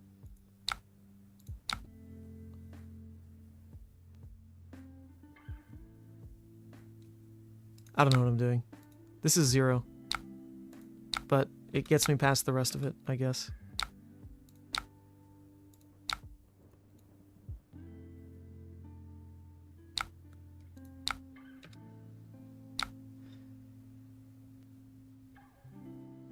Okay, here's the plan. I Pulse Wave, it hits, and I'm Meganetic.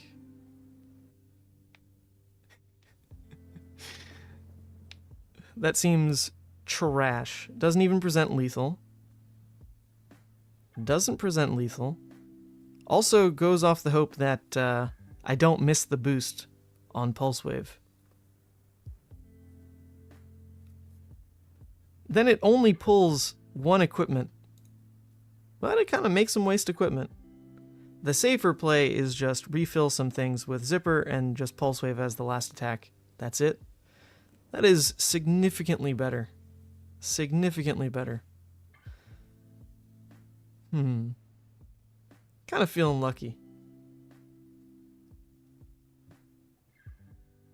I guess I can load the pistol again. Load like one of these. Then pulse wave. If the pulse wave hits, I get an extra pistol shot in. Same damage as magnetic, but this is still just now stuck in arsenal. Alright, let's do it. Okay, this did hit. Cool. We got an extra 4 damage in. Whew! So, yeah, if this was a throttle, then we just don't load the induction, and it's actually presenting lethal. 6, then 4. Pretty big deal to have it been throttle there instead.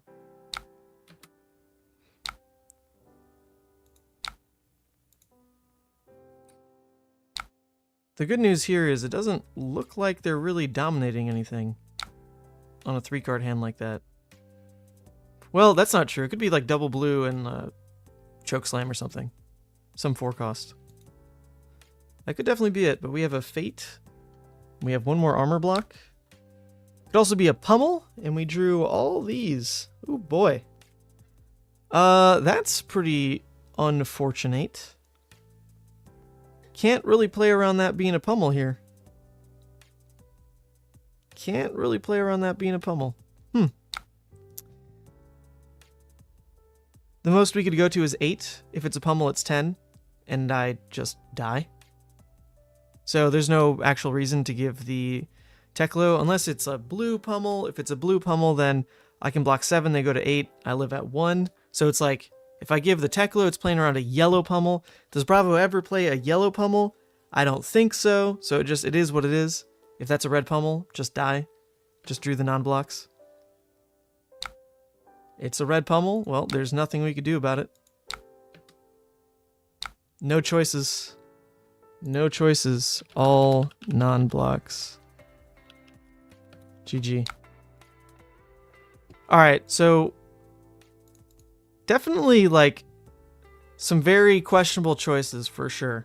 As it got down to it, though, the 2 obvious damage missed on a throttle over sync actually changes nothing about that. So I think the big weirdo choice was on the throttle spark turn. I don't get that turn at all. I kind of just think at that point, put everything into pistols, don't even worry about the throttle. Just put the throttle in arsenal, and that would have been it. Like, the turn would have been, just refill all the pistols, red throttle goes in arsenal, boom, done. Going for the spark line instead, left the boost at random, had to waste Achilles on it, and then the arsenal was whatever spark drew, which was the magnetic, which was absolutely useless. So I don't like that play at all, going for spark there. I already had good items out, the breakpoints were already there. I think it should have just been, use this as a yellow arsenal throttle. Would have seemed okay. Probably, maybe not like correct, but definitely better than what happened. And then the block with the spark early for an extra 3 life actually would have mattered because I was at 2. So I do like that I blocked with that, even though everyone said don't do it. And then I think was it the 3rd spark anyway on the throttle turn? Maybe there was the better line overall, even disregarding like the red throttle and arsenal, is just get out the last purifier because it thins a non-block from the deck. Because then, you know, I don't draw this hand and die. So I think that was really the questionable turn overall, this one. The red throttle with the spark in hand. Seemed pretty bad. Definitely seemed pretty bad. Teklo, I don't know if you were there for that turn. What was the correct line overall? It was, I think, a blue, yellow, spark, and throttle. Something like that. Maybe it was only 3 cards because I blocked with something. No, it was 2 blue, spark, throttle. 2 blue, spark, throttle was the hand. I don't think there were counters on anything. Maybe like 1 or 2 items. But I really didn't like ending up boosting with throttle because we hadn't seen a single non-mech card yet. Not a single one. And then, of course, the throttle boost hit the reinforce. That forced the Achilles. The Achilles didn't then allow for like the spark thing where you spark, draw a card, and keep going because this lost go again on the reinforce boost. So I think that was just like straight wrong. Anyway, that seemed like the big turn. The big bad turn. Whew! Dash not doing too hot. Dash not doing too hot. Let me make sure I copy the right deck link as well.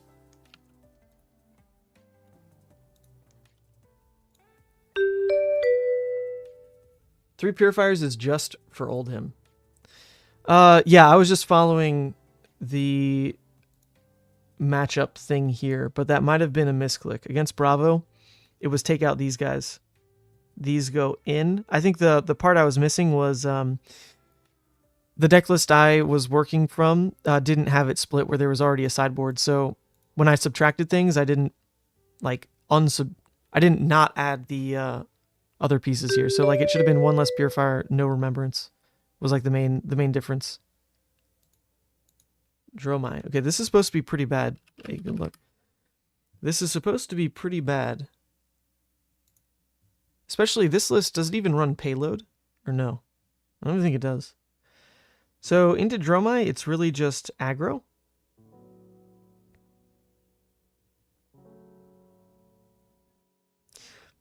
Or not aggro, this is more mid-range. Just straight mid-range. Double induction, a purifier. Not running all the defensive cards. The extra poppers are there, but you can't just go ham on every boost. Are there any notes?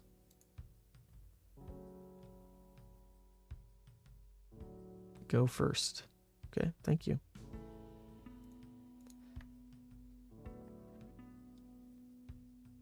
$64 cards. All right, well, we'll just send it. You probably start induction, right? This is not like a full go hard boost plan. So it's got to be induction, I would think, to start. We started with a spark. That seems pretty good. Definitely seems pretty good. We can get the loading off here. Arsenal of Red Zipper hit. All right, at this point, maybe now it's tech low? Or just get the purifier out? Get this another induction? Get another induction chamber? Is that what everyone's saying? Yes, okay. Let's do it. 2 induction. That's probably for dragon clear. Makes sense, I guess. Have to manage the dragons. Yeah, the reason you lose is because she makes a board that you can't answer. Makes sense. So just answer that board. Speaking of board, with Seeker's Mitts, Dromai can pop off with a Ash to start the game, basically. And that Ash is going to turn into Kyloria. Ooh, boy. Well, at least Pistol can answer that, but my goodness. Seems like a scary card. I'm pretty sure... Don't Dromai players say that you can just like pitch stack Kyloria in this matchup? And that's kind of a big deal. They're just playing one out in an opportunity that's like kind of easy to answer, I guess. So that's cool. Our turn. Definitely want to end up pistoling a Kyloria at some point, which we already have here. Can already induction it. Zipper, T-Bone, Harpoon seems pretty good. One more resource to either, probably not Teklo Heart, but at least refill something. So we can give up the throttle. Unfortunately not a popper. Unfortunately not a red throttle. I think that's okay.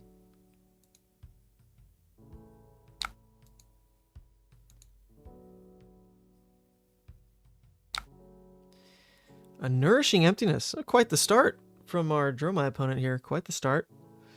Blocking doesn't do anything against that, so we can just kind of let it go.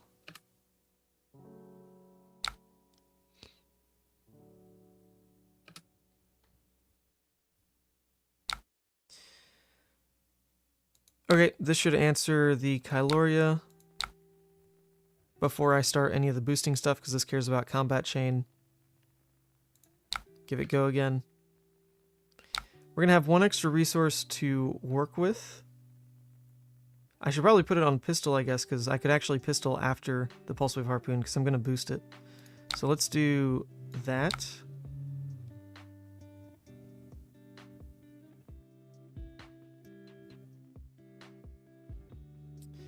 And then, when does it matter when well, I guess I have to T-bone before pulse wave, so this order doesn't matter. I'll zipper hit first, then T-bone. Yeah.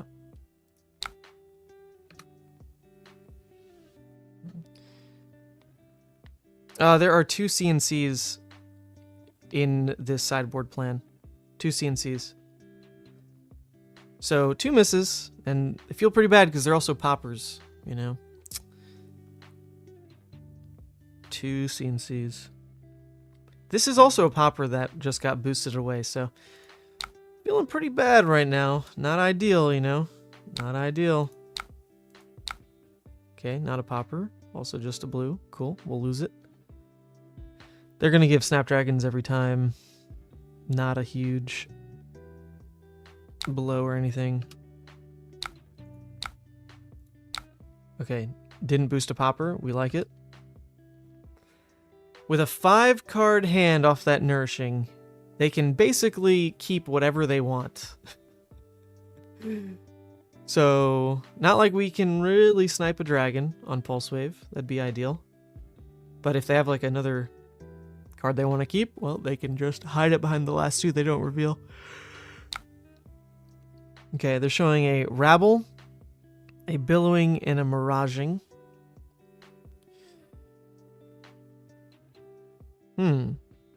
Well, considering we just boosted away a card, I'm pretty scared of the Miraging actually just being a 1 for 7. Because we did just see a popper go bye-bye.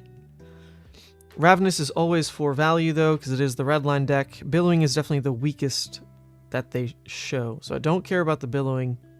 I think it's got to be the Miraging. Just because I can't guarantee I draw a popper. That seems slightly better than Ravenous. But Ravenous is always just dropping 4. I think because it's 2 block value, it's just Ravenous then. That's the tipping point. Is the block value is also lower. And in theory, it's 4 value. The Miraging is costing a resource, which is either a full card or they're pitching another one for Flame Scale. And then it's like 3.5 in theory. This feels slightly better. And then, sure, I will shoot them.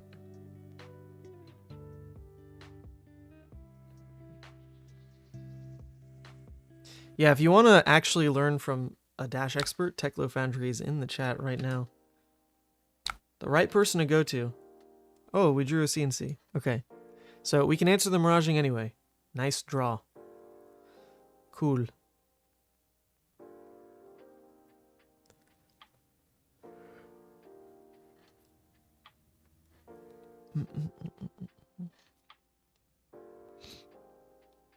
So I guess you just end up boosting more than I would have thought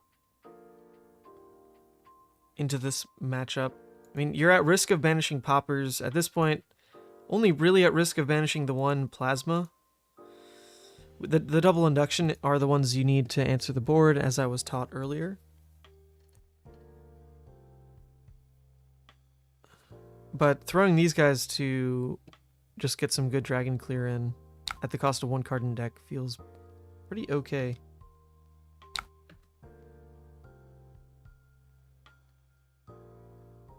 Oh. Alright, so we know that that last card is the Miraging Metamorph, so they can't actually play it.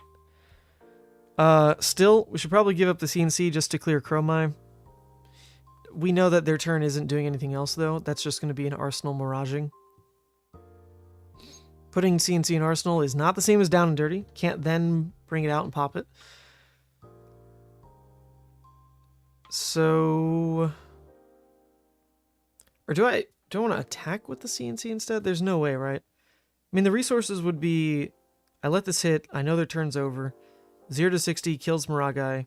1 pistol load. Shoots Dromai. And then... Oh, I actually can't CNC.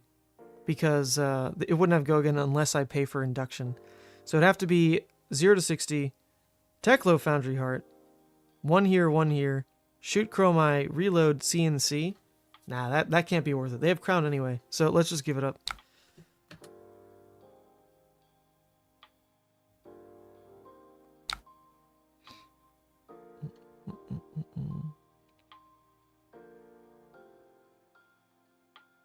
So this clearing Moragai should feel pretty decent. I don't want it to just end the turn though, right? Just in case. So let's load up some other thingies.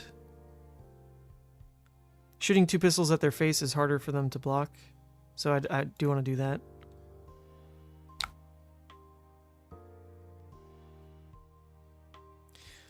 Well, it's only 2 pistols if I give up zipper hit, which I don't want to do, right? So it's just going to be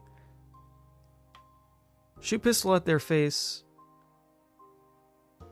reload, load pistol, 0 to 60, boost, then shoot pistol again, arsenal zipper hit.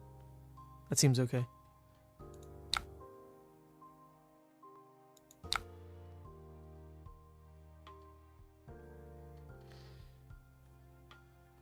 Pistol, 0 to 60, Moragai, arsenal, zipper. I mean, the problem with that is I'd have to pay for induction twice. There's no resources for that. You miscounted. There's only 1 blue to work with on this. So the way to shoot double pistol is to boost with the 0 to 60. Off the 1 blue, which I think is okay.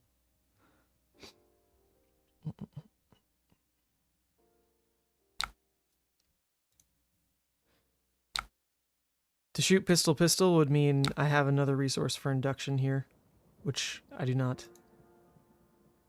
Unless I pitch the zipper hit, which I don't think I want to do. That seems pretty okay in Arsenal. So this then just goes into Moragai and boosts. Hits a pulse wave. Goodbye, good card. And then pistol at their face again. And Arsenal zipper hit.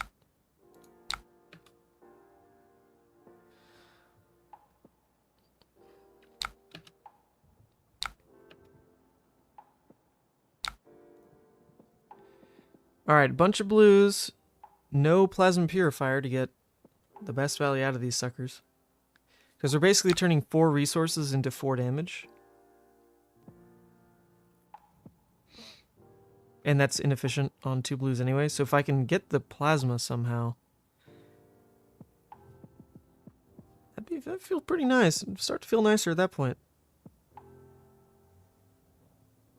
Or no, I can shoot 3 times with double induction. What am I saying? If it's all just blues jumping into it, it's shoot, induction, shoot, induction, shoot. So it's 2 blues for 6 damage right now. Yep, 2 blues for 6.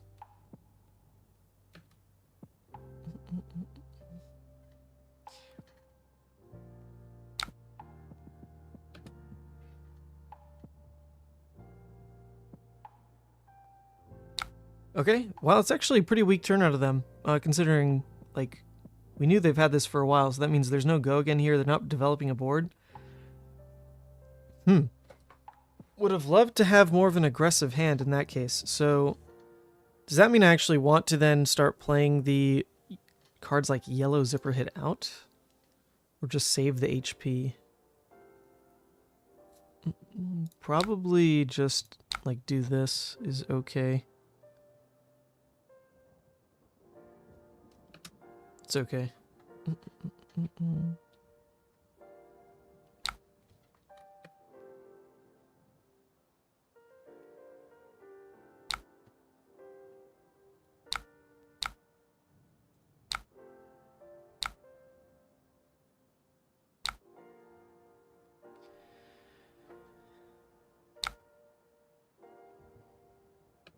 Oh, oops. No, we're doing the attack react.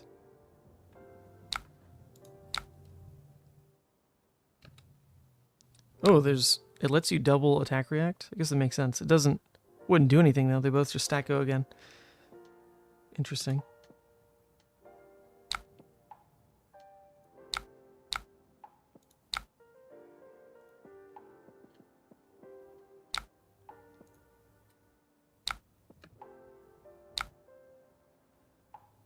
Okay, same deal. I can now zipper hit, try to boost. If it hits, I can pistol again.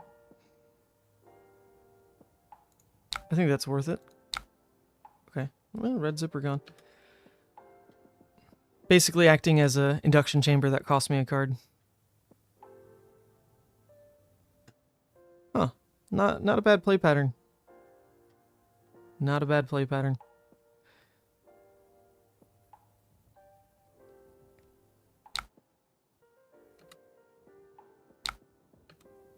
Okay, inefficient block out of them, so I don't know why they would block a flame scale in that case. I will allow it.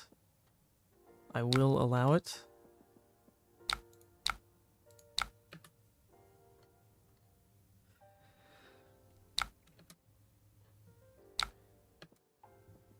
So, life still pretty close at the moment. Our board state is better than theirs.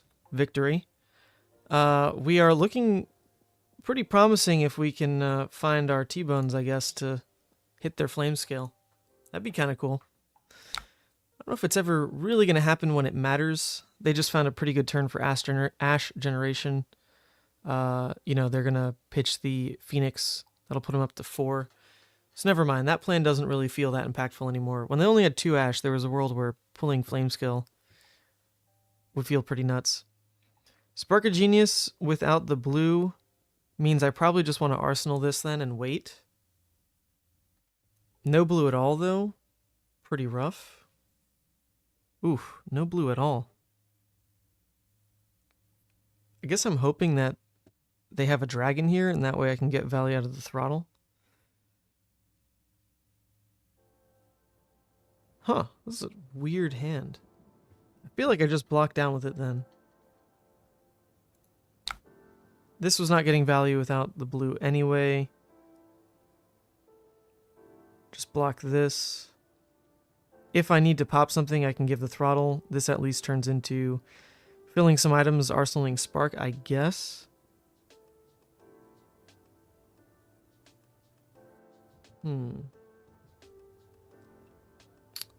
Boost. Throttle. Spark for 0 is then an option. That's another decent line on this hand. That's true. Get the Teklo core going.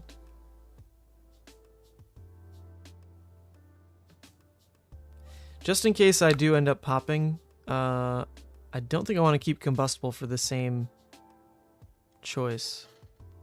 I don't know, maybe from the opponent's side it would still look scary enough. They would see it as a must block. That's possible. Ooh. Okay, well, now throttle goes into Uvia, I would imagine. Okay, so nice that we have this. Just ram the Uvia. God, they just played out a Carrion Husk. That's pretty annoying. This is the Merrick Kemp list. The one that won the calling at Pro Tour. They're thinking about swinging Uvia. Well, they're not doing it. Okay.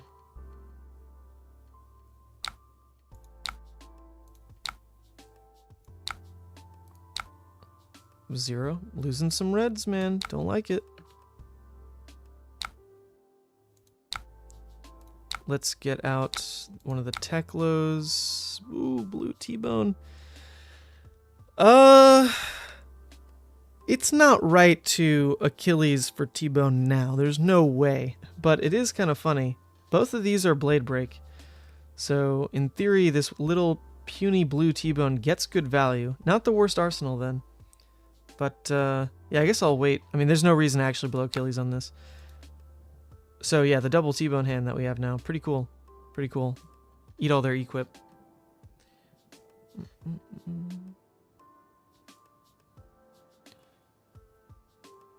Yeah, there's the link in the description.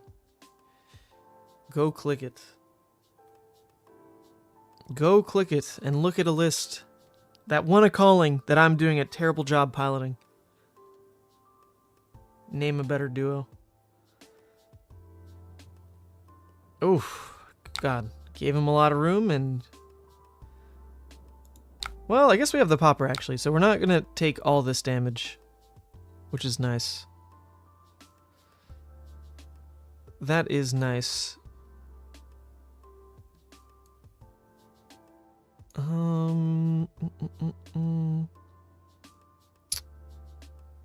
Yeah, and that's our second miss gone. Because we found the other CNC.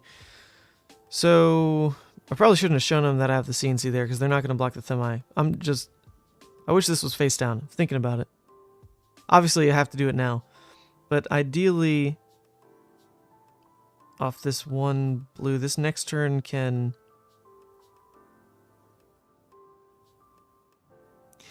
So how does it work with the T-bones? If I target a dragon, do they still have to... Like, they can't block with equip. It's because it says if able. Yeah, so that just doesn't work. These would have to go face to pull the equip. It's not like a... Can't break the game rules on that. That's unfortunate. These also clear the little dragons decently. I figure I don't probably want to spend cards to do it. Huh. I think this is okay. Let's let this go. Ton of resources coming through with the Teklo core here. These can no longer miss. So our turn is break crown, break flame scale. They only have one ash, which is kind of a big deal breaking flame scale right now. So we can go ahead and do that. Then with the 2 resources here, plus a blue, plus no fear of missing, I guess in theory we could Teklo. I don't know if you actually do. But then that lets me shoot the plasmas. I would think I kind of just want to kill everything. So that lets me shoot plasma here, kill it, plasma here, kill it. Pulse wave harpoon here, kill it. Last plasma pistol here. So I can clear the whole board and throw 3 at face. Or just harpoon face. I think harpoon face is probably better. Harpoon face it is. I just don't want to see the red throttles or other max velocities boosted. That'd be the worst thing here.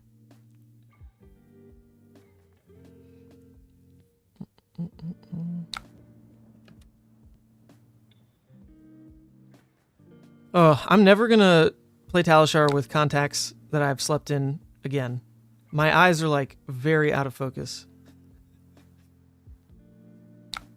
It's rough. Okay, boost again, eat the flame scale. Losing a blue T-bone, perfect. Get that card out of here. It's absolutely useless.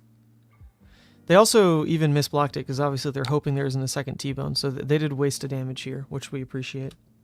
Thank you, opponent. Same deal. This one has to attack them to get the pull. Blue 0, that's fine.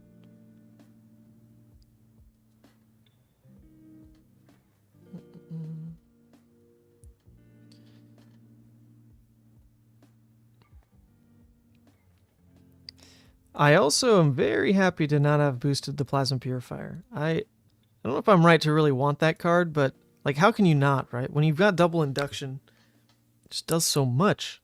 Yeah, let's pull a Dromai out. Goodbye. Goodbye.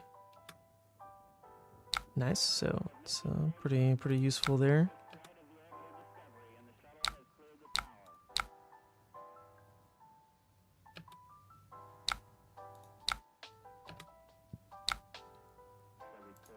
Okay. This we can hit Themai, we can give it go again. Now the question becomes, do I want to Teklo Foundry Heart? Because I can, with resources that I have right now, just shoot Themai pass. If I Foundry Heart, I can clear 1 more Ashwing at the cost of 2 cards in my deck.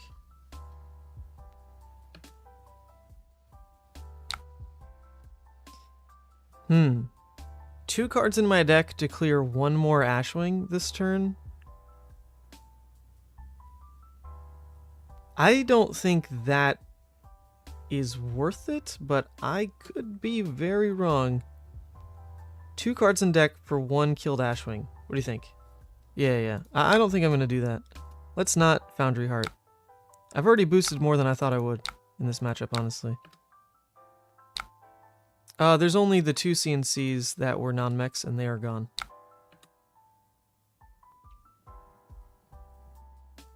Found a Pounder and the Spark. Okay. Interesting. Interesting. We can get the Plasma Purifier out.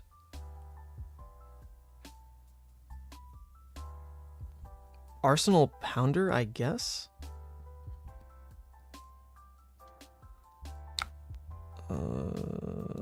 Yeah, unfortunately can't really block any of this well. So my turn can just be, once again, clear the Themi, then Spark. And that's it, right? Clear the Themi, Spark. Seems okay. It's going to give him room to build up Ash again, even without Furnace, which I don't enjoy. Pounder's just a blue pitch in this matchup. Okay. Noted. Yeah, I think at this point, really not trying to boost anymore anyway, so that makes sense. Wouldn't quite fit what is happening.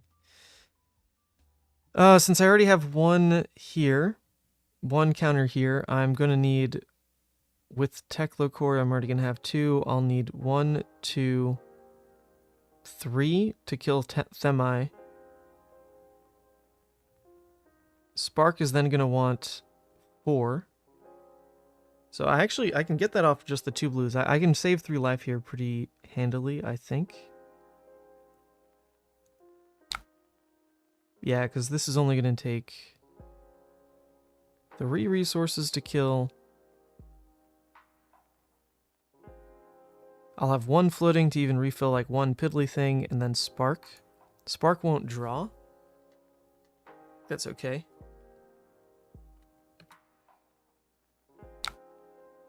Was there a merit to killing 2 Ashwings and keeping Themi alive for now? 3 power is an easier block.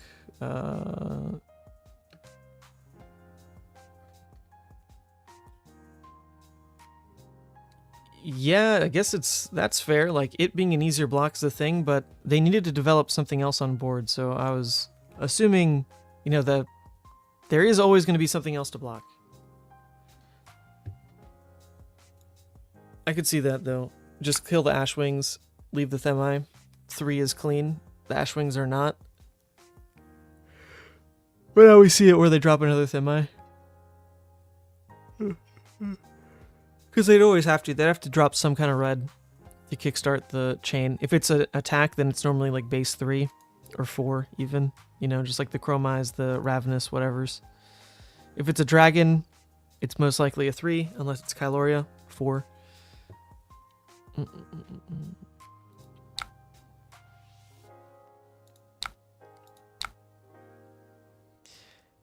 Even now, that's a bit of a question, right? Now that's the same question. Clear the Ashwings or kill Themi. I think since we know we're going to get the Plasma Purifier out, the pistol is going to jump to 3 pretty soon. So killing Themi now is kind of the cleanest it's going to be.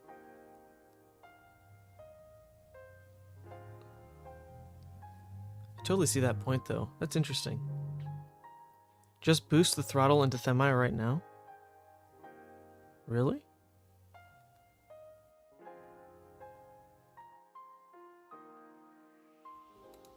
Boost the throttle into Themi right now? And then not get the Purifier?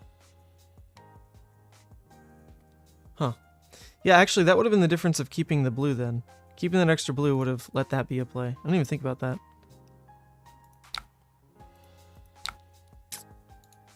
Nah, I'm just gonna do this. Kill the Themi. Oh, oops. Nope. We're doing this.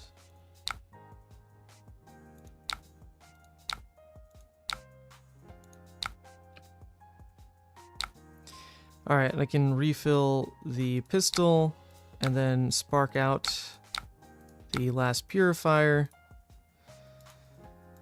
Didn't draw a popper. Don't even have a heavy blue hand. Oof.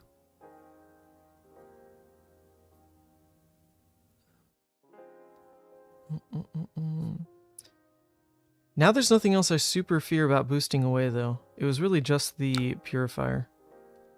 So maybe this hand actually just goes more aggro with the high octane purifier. That's probably fine then. High octane purifier type of turn. Already have a counter on the Techloplasma pistol, so that's a good kickstart to it. I could see that.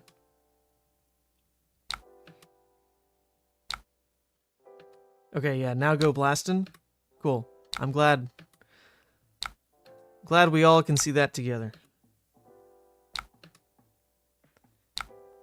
A snatch. Ooh, Lord. Okay.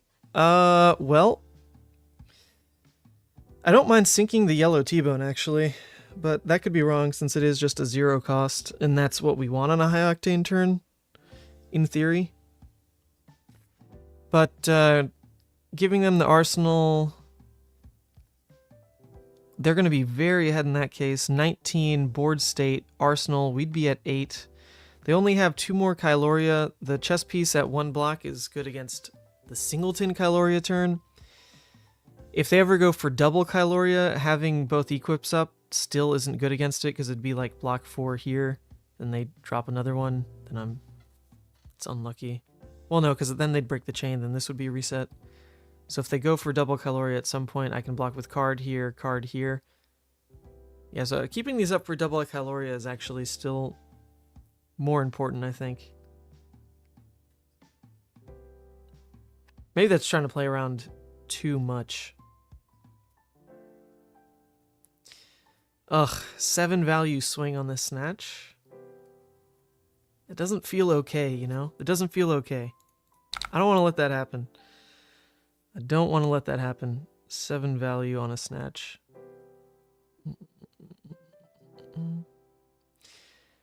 Sinking the T-bone is like the T-bone has no other text that's relevant. It's just the fact that it's a 0 cost boost.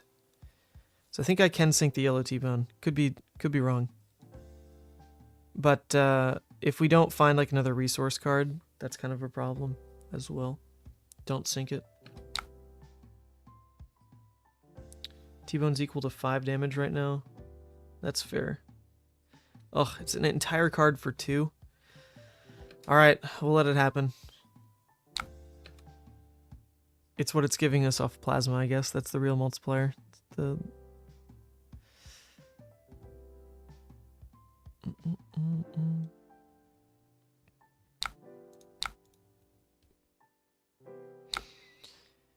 Oh, disgusting. That is so useless.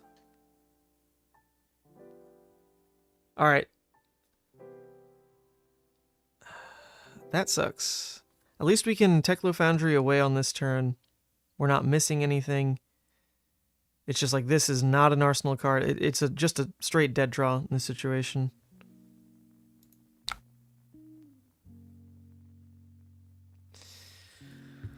I could send the red T-bone and the yellow T-bone at Themai just to kill it. Shoot all the other pistols face. Although we know we have the max velocity in hand, so maybe I don't really care about the dragons this turn, since I'll have a popper to answer.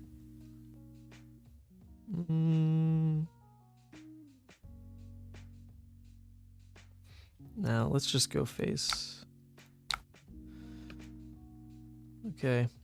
So if I sunk, I would have drawn a blue there. Just saying. That would have been the next card.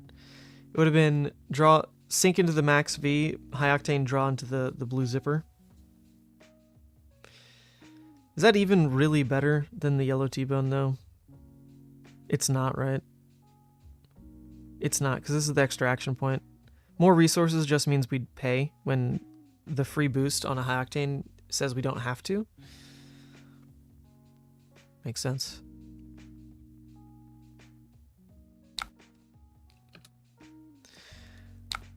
Alright, 2 damage face or killing an Ashwing, you know?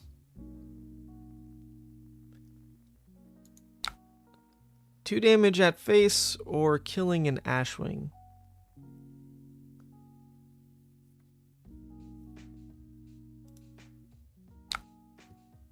Keep the T-bone in arsenal, you say? Interesting. Interesting.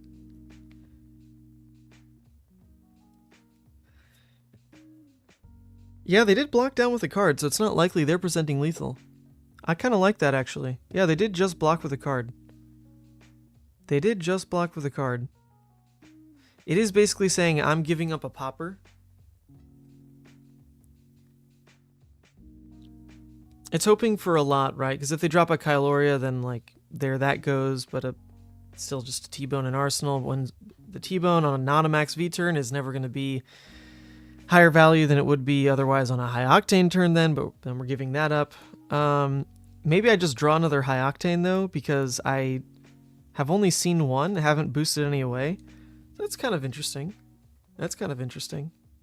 Could just draw another high octane turn. Hold it. Huh. Well, I think no matter what I'd be...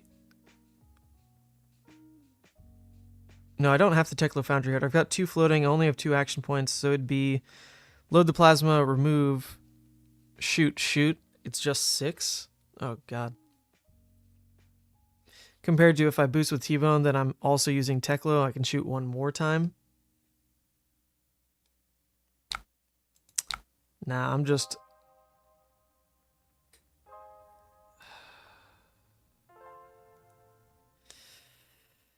I don't have much faith in that line. We're so behind. I think this is just going to kill the Themi right now. I'm just going to T-bone the Themi, shoot the Themi once, send the other 2 face. That's all I'm going to do. I don't have the balls for this. Don't have it.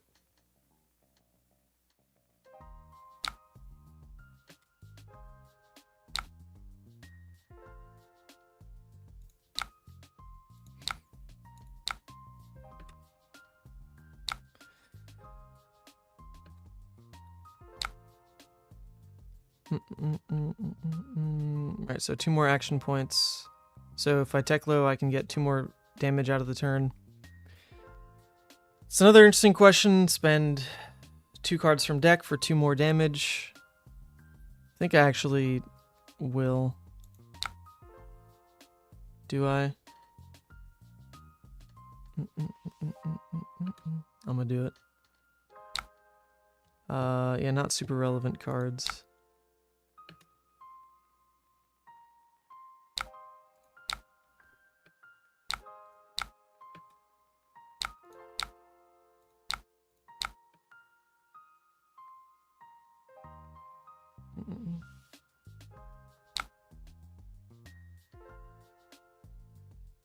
Oh no, I couldn't play Max V. It was only 2 boosts this turn. It was just 2 T-bones. There wasn't another boost. Oh, you're saying because of the boost there? Oh, seeing the T-bone? Oh, that's fair. Yep.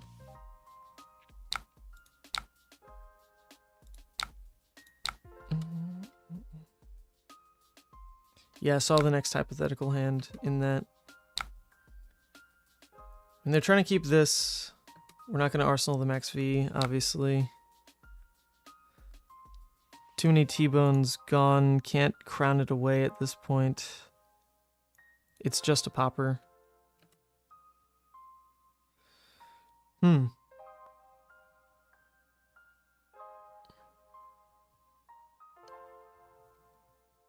mean, let's see how much damage they would have thrown then. Not killing the Themi would have added a +3, obviously. Also, we would have missed throwing back an extra, 3 damage, I think. So this hand is just blues going into the pistol plan, I would think. Does High Octane and Arsenal do much? I don't know if High Octane and Arsenal really matters anymore. This can probably just block with it. Save life. Or it closes the game, you say? Sure. We'll not block with it. We'll hold it. I mean, I do still have enough poppers in the deck that, I guess it is possible I just kind of have a turn that shuts them out. There's still the 1 more Max V and the 2 red throttles in the deck. So 4 poppers in a state like this isn't the worst.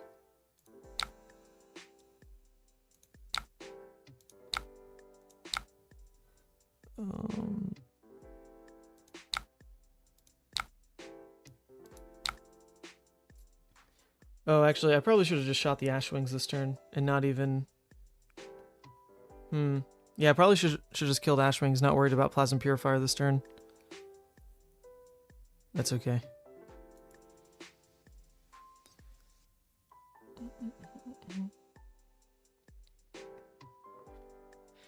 Weird matchup.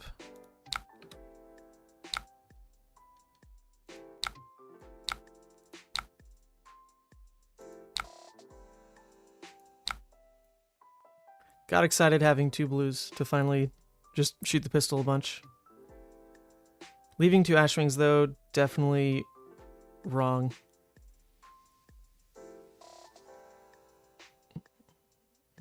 But we have the 4 poppers. That could be the idea, is just draw a popper hand, pop 1 thing. They're out of all their chromais, I believe. Okay, 2 of their chromais, but I think they also pitched 1 at one point. I remember seeing another one. Or maybe that was just... Oh, no, that's when they revealed the double chromai hand to the Pulse Wave Harpoon. No, but then... Yeah, they did play it out. Yeah, so there's actually still 1 more chromai. That is the fear. They do have 1 more chromai that I don't believe they pitched. But they might have.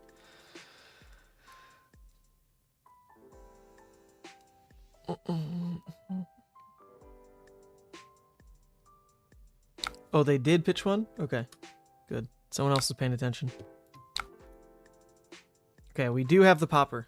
Alright, I mean, there were 4 in the deck. 4 left in the deck. At this point in the game. Pretty likely, deck's thin. So, we can probably go off then. This seems pretty decent. Kick off with a yellow zipper hit. We got double blues. Seems like a decent turn. They're only at 10. Kinda like it. Kinda like it. Let's just somehow not then boost away all the poppers as well. Because there should be the 1 more red throttle, 1 more max velocity right now. So if we can leave both of those in deck after trying to pop off with a high octane turn, that'd be kind of cool.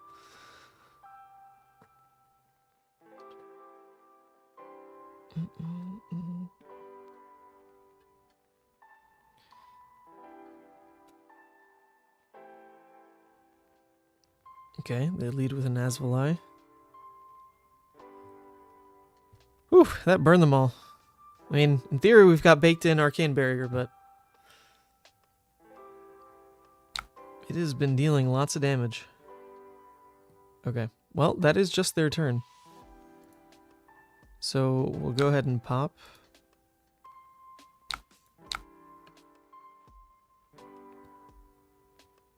Okay, they're not sigilling right now, so they're 3 cards inefficient.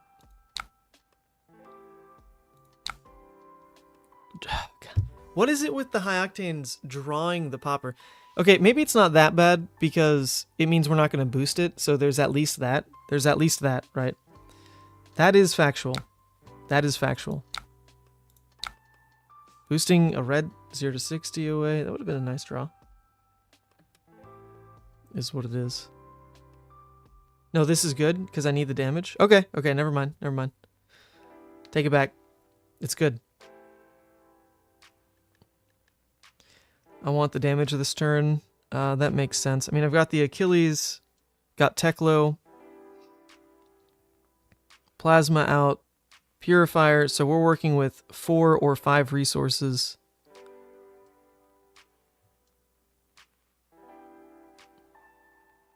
Boosting the throttle right now gives the high octane trigger again, right? So that's pretty nifty because then we actually can shoot Plasma Purifier or Plasma Pistol 3 times. Yeah. We are going to be able to shoot it 3 times with Teklo and Achilles, like in theory. And I'm about to draw all the blues in the pitch. Yeah, okay. Actually looking pretty good. Actually looking pretty good. I take it back. It was a good draw.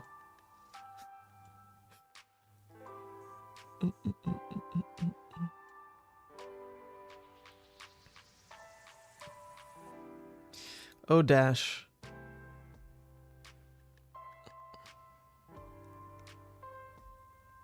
Yeah, that's probably... Commenting on what gets banished is probably the least useful thing someone who doesn't play Dash could ever do. Because... what do you know? What, or not what do you know? What do I know? about the draws and the boosts. I gotta play these decks hand by hand, or it all is gonna fall apart. Okay, so 3 action points. Oh, we got 3? Oh, because the boost then action point. Oh yeah, okay, so we don't need to use Achilles. Okay, I get it. Then if we Tekla right now, we go to 3, but then it's just pistol for 2/2/2.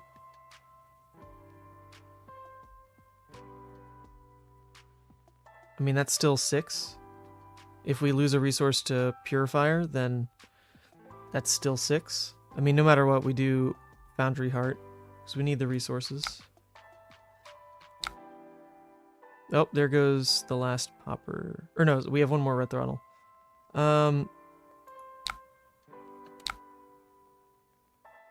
Yeah, it's just all the same damage.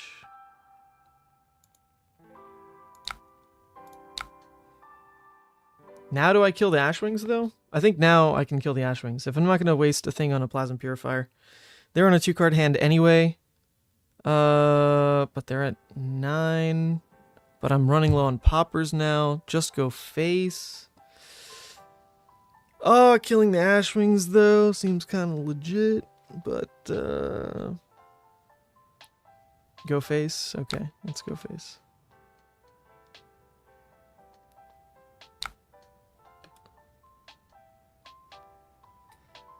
I don't know, I'm at 5, and they're sticking aboard of 2 little bitty Ashwings with the burn them all. I don't know. 2-card hand here.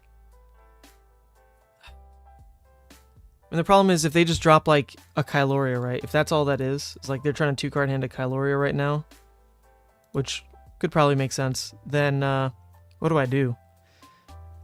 Just eat the 2 Ashwings plus the burn them all, go to 2, block the Kyloria, but then I'm at 2, and they've got 2 Ashwings and they've only played 1 burn them all. I would clear it. I don't know. I would clear it. Everyone says don't. It's just like, it's 2 damage that I pretty much know I'm going to take next turn, and then like probably 3 damage next turn. So I'm like looking at lethal basically in 2 turns of just like the Ashwings on the board. Oh, it's so stressful. Alright, I'll just go face. That's what everyone in chat said. I'll just go face.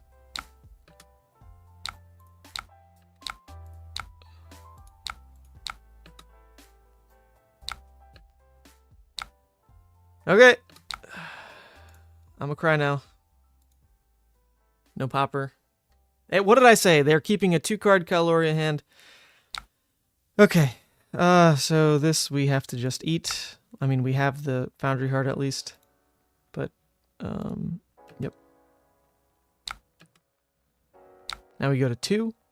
And now we're basically under insane pressure. Next turn. Ay. They have only played 1 Asvali, so like kind of same deal. We're just killing ourselves.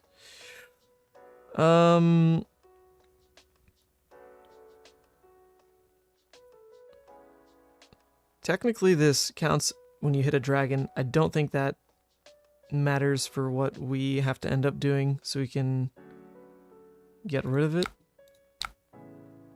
Right?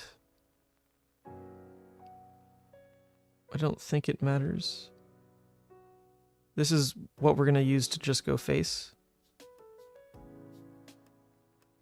Because we can use all the resources in this hand aggressively, or do I actually want to swap the zipper for this guy? Keep zipper. Yeah, okay, yeah. So this is going to let me go 1, 2, 3, 4, 5 wide. They should be dead. Yeah. Actually, they should be dead. They should be dead. Because this is 5 wide. I'm pretty sure.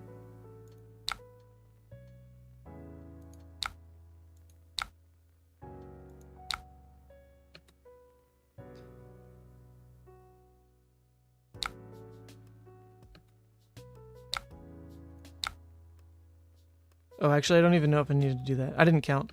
I just did it.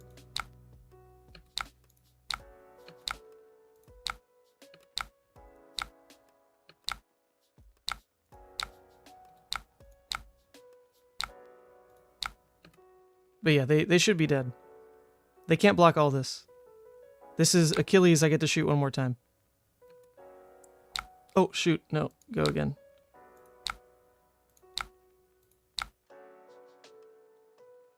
Gotta click the little buttons. Okay. Load this.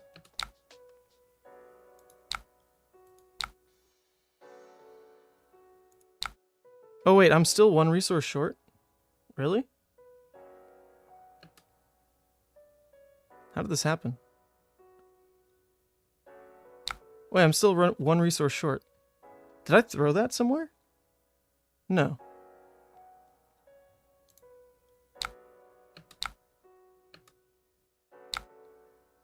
Oh, did I not need to pay into Purifier? Was that the throw?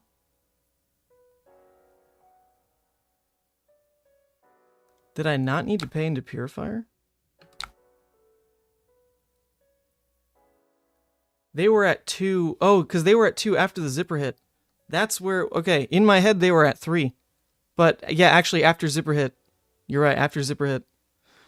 True. After zipper hit, they were then at 2. So Purifier did nothing after that. Went into the turn, they're at 3. Didn't think that far enough in advance. Oh, yeah, okay. Well, actually, if they have a sigil, same deal. If they have a sigil, it's the same deal.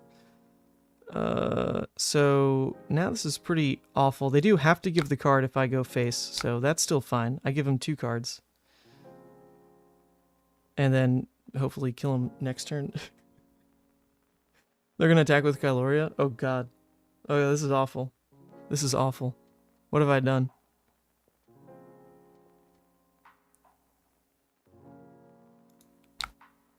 Still have to go face. Yeah, I mean, they keep Asvalai. I lose. Oh no, poor Plasma Purifier. You useless card. Oh, lord. Okay. Well, we gotta give these suckers up. Can't win by letting them take an item, right? That can't happen.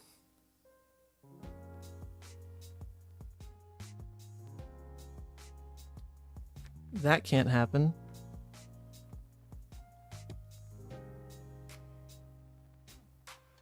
Give them the high octane in a blue, or do I actually want the high octane? High octane, draw a boost card. Does that do anything?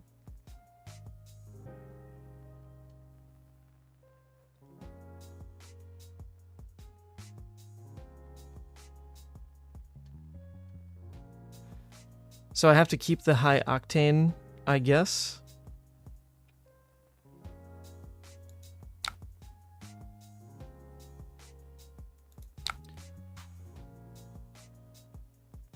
Wait, so if I'm actually playing high octane, I can take a damage then, right?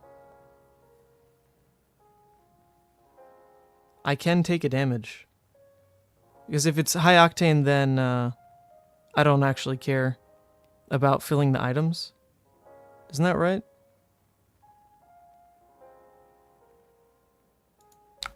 So I can just do this. Because it's I win next turn or not. Correct? I win next turn or not at all. Okay. I'm just gonna let this happen.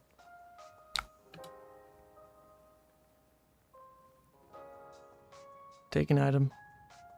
They should probably take the induction, right? Because Purifier doesn't matter. Alright, here we go. 0 to 60.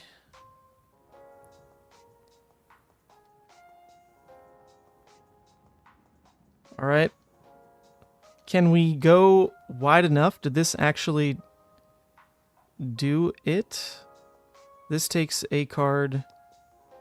Gives me the action point. I tech low. This goes 4. Well, they go to 1. But am I actually using the throttle? I don't think so, right? I'm not actually playing the throttle. I'm using this for resources. I think this is it. Yeah, this should be it.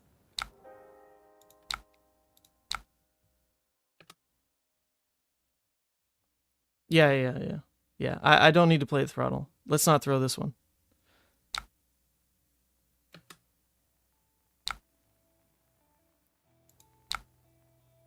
Uh-huh. Attack 5 times. We got this. Just gonna click through the buttons.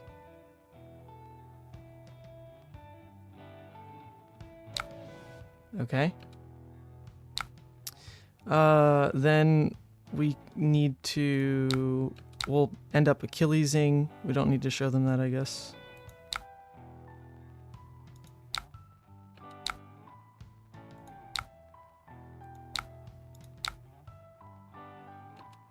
We're gonna induction chamber. Yep, okay, slow and steady. Induction chamber, here we go. Load. Uh-huh, shoot. Yep. Don't be a sigil. Okay, Achilles. Alright, we did it. Woo! Oh my god. That was the worst game I've ever played. Always had it, though. Always had it. Always had the game. GG's. Oh, that was... Okay, well, to be fair, that's supposed to be a terrible matchup for Dash. I'm, like, whacked out of it at the moment. My contacts are freaking out, and everything's blurry. Plus, I think I'm, like, just really bad at Dash. I think I'm just really bad at this hero. Just surprising, honestly. But, there's definitely a learning curve, for sure. So if you want to find out more about Dash, go check out Teklo Foundry Heart, or Teklo Foundry in the chat, because that's the wealth of knowledge to really learn Dash. I'm just clicking buttons, but somehow stumbled into a win against a pretty bad matchup. That was interesting. I enjoyed that in the end. Very stressful. Very stressful. But it was a win in the end. Okay, here's another Bravo game. Do we prefer to go first just to find items and like load up on stuff? Probably, right? Yeah, I'm gonna click first. Hi, good luck. Good luck. All right, now we can just click the button. Now we can just click the button. Beautiful. All right. No second plasma, no remembrance. Or third plasma, rather. No remembrance. Looks correct this time. Looks great. Let's do it. Let's not throw.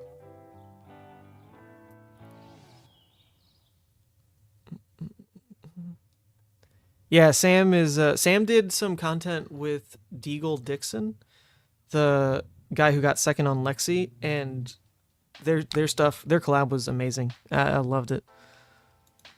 Loved me some Deagle. Okay, so we did not find an item, but we have an unmovable to park an arsenal. And then I think we can also just cycle this entire hand, right? Because who cares about this hand?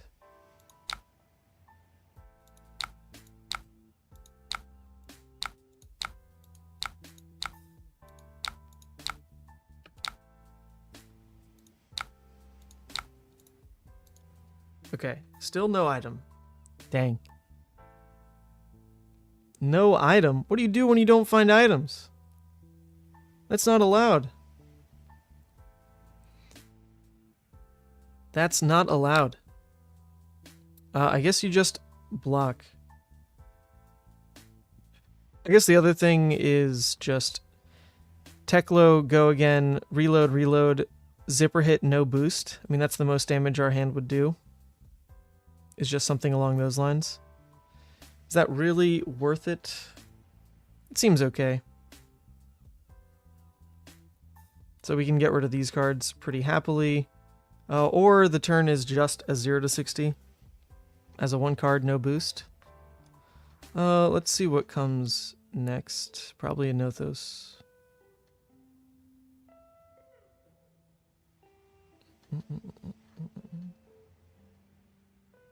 That's why you take 3 for the spark, is sometimes you don't draw the items. That's true. I'm learning my lesson.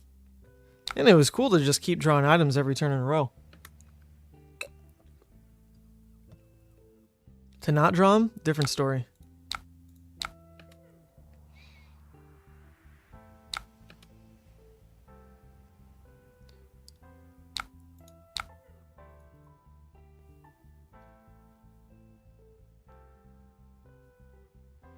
I don't even know if this is worth the value. Might have just been a full block turn. because I need to buy the life for when I do find items.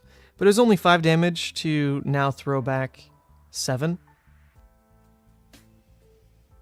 It's not bad. I mean, that technically it is better used aggressively then, if that's the value you're looking at.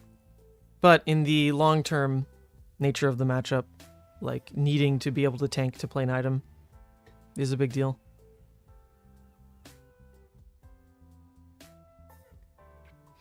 We're insulated a little bit because of the unmovable and arsenal. They're gonna block. I'll accept this sacrifice. They do not. Please do not CNC pummel me.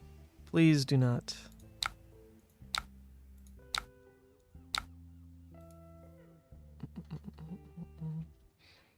Okay, good.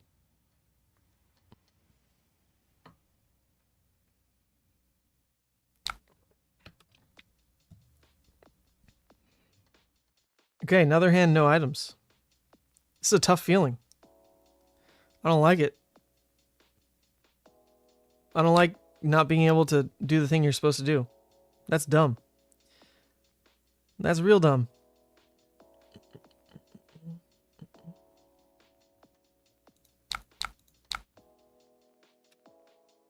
Alright, so we just get a pistol through, and that's it.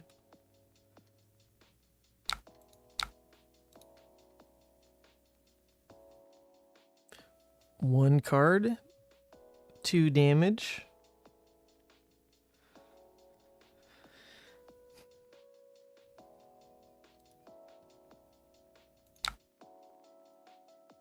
Give it go again, because this play, really not the scariest thing in the world, but it's, I'm pretty sure, technically correct. Like, what else would you do? Alright, once again, no more items in him. 4 turns now. They're all going to clump, I imagine. This is probably a dash problem, where all of a sudden you draw nothing but items.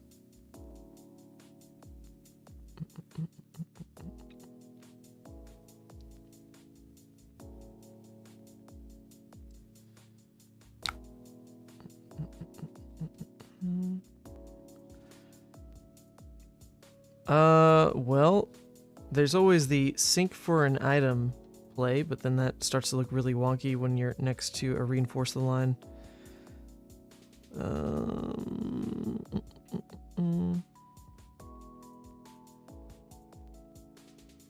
Man, this is weird. I'm not able to just like sync reinforce, which would be kind of cool to throw back a CNC.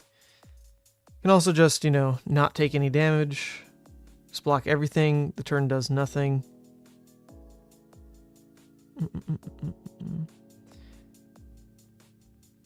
Can get the... no, there's no reason to push the immovable out right now. Yeah, I think just take no damage seems chill. And I'll sync anyway, the reinforce the line, just to help find an item. Oh, okay. Well, now that won't be the case at all. We'll just do this.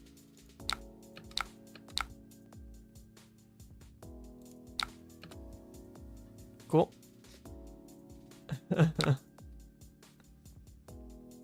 Get a pummel out the way. Only a blue one, though. Okay. Turn 5. No items. No items. So I'm pretty sure Bravo should just be dominating everything then. Like, if this is all the Bravo's seeing come out of me, then they should just dominate everything. Sure. Yep, that seems correct. So now my best 2-card hand is just like throw back a throttle. And I can just do this unmovable. And then just pistol, shoot, throttle. And that's it. No boost. Seems okay.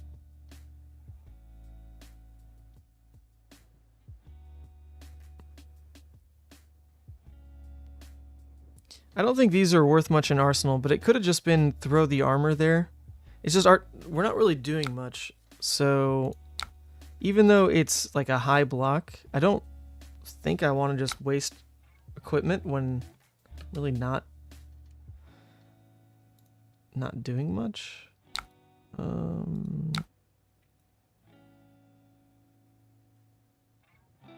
I mean, an extra card in Arsenal at any point is just Crown at least, so maybe that's worth it.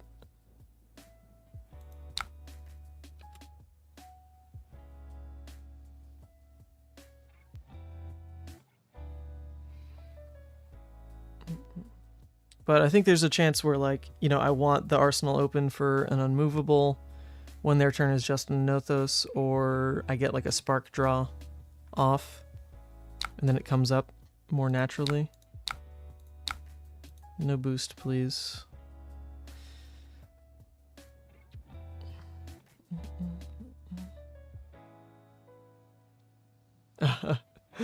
See ya, Teklo. You probably already peaced out. Thanks for stopping by. You also wouldn't spark soon, or wouldn't spark anymore because items would come naturally now. Well, it's not one of the items we want to come naturally, but that is correct.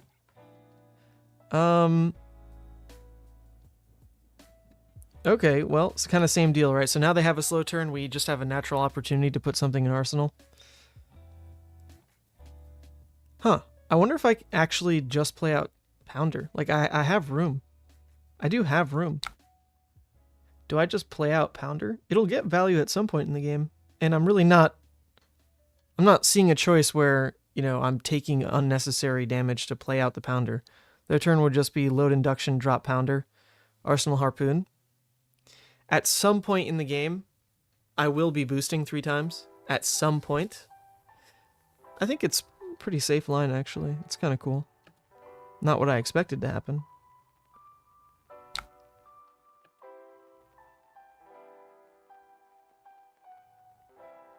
I wish this was literally any other item.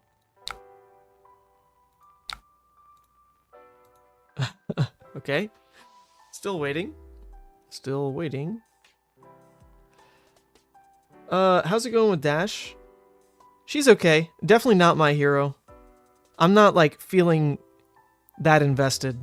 It's partly probably because my contacts are old now. I slept in them, and my vision's, like, a little hazy. So I'm, like, I'm just, like, physically not capable of being checked in because of these stupid contacts. But also, Dash is just not... She's not doing it for me. Like, playing Katsu, playing Briar even, playing Riptide. Dang, those decks just got me going. I was so invested. So invested in playing those decks. But Dash is, yeah. She's someone else's hero for sure. Nothing against her, but she's not my hero. Not my hero. So we know a red buckling blow is likely coming next. Probably dominated if they really want to push through damage. Our turn is just drop Teklo Core, I would assume. These draws are absolutely garbaje. So just in case it is dominated, I want to get the blocks in here.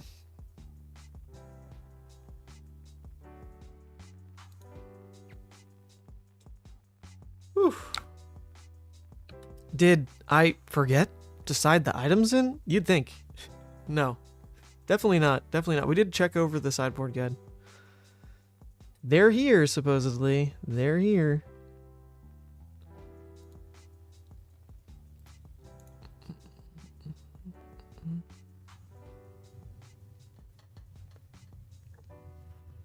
Okay, it's just an Anothos at the end of the day. Cool. I don't really have much of a choice on this trade. This is actually kind of a big deal, though. If I can draw items now, you know, if I can drop Teklo Core, now draw a Purifier. Hell yeah. Okay, this is the good stuff. Now, with Teklo Core, I can just drop Plasma Purifier, no sweat. Right? That's a pretty big deal. That's a pretty big deal. No sweat, drop Purifier. I like it. Into Arsenal Spark, I guess, and... Well, that would force me to crown out Pulse Wave, which I don't necessarily want to do. I think at this point, like someone in chat mentioned, I should just see the items anyway. Just because we didn't for 7 turns. So I don't necessarily like need the Spark. Although knowing that Teklo's ticking down, having the guarantee that a Spark is in Arsenal is kind of a big deal, because it just means all I have to do is hold a blue. And then I can Spark, get an item, and not waste Teklo. So I think that's pretty relevant.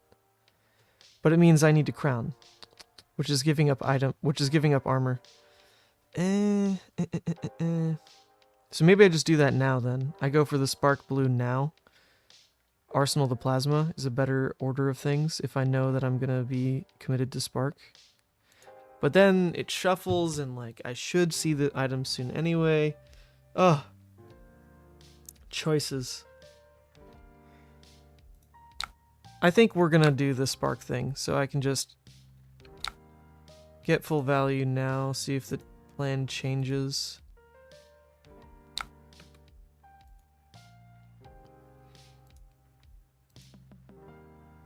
It probably should have just been block with crown, to be fair. Didn't need to do the full 5 block. Yeah, because now there's the slight punish in theory. Okay, this isn't really much of a punish, though. Spinal Crush is not relevant. So, okay, actually, then we played it right. If the next thing was Dominate, then I'm glad I got the block in early. So, never mind. I'm totally fine with how this played out. Totally fine. They don't have an arsenal, so if they draw red, it's just luck off the top. We might be able to start pivoting the game here pretty decently.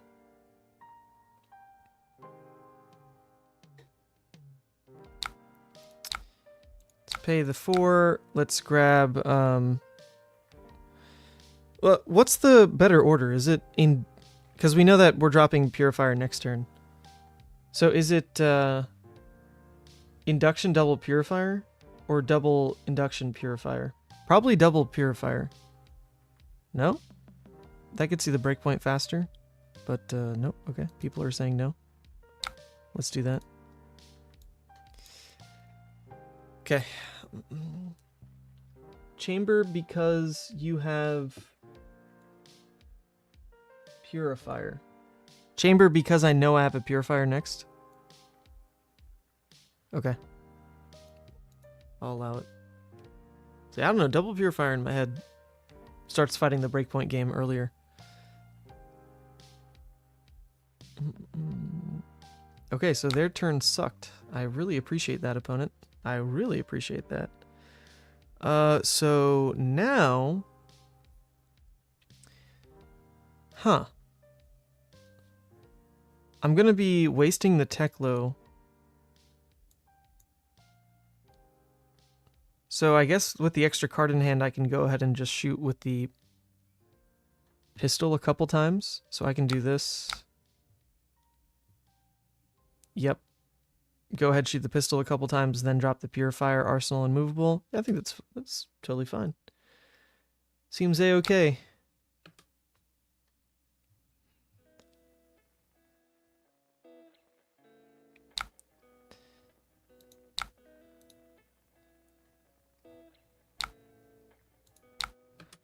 Cool. Let's do it. Just need to make sure I'm not an idiot and miss that I need 2 resources for Purifier. So I can load this. I can load this. I can shoot this. I can reload, load one more time, drop Purifier. Okay. Yeah. Not bad. So I can load that, then drop Purifier, and then Arsenal. Okay, cool. We did it. And we have another Purifier. Beautiful. All right, everything works in the world. Everything works in the world. We've done it. Took forever. Took turn 10. But we're fine on life. I mean, with a Reinforce the Line and an Unmovable in Arsenal, I don't really see how things fall apart. I get to keep the blue. I get to keep the... Well, maybe not. The blue might go to the Unmovable, right? So I think the Zealous I always take.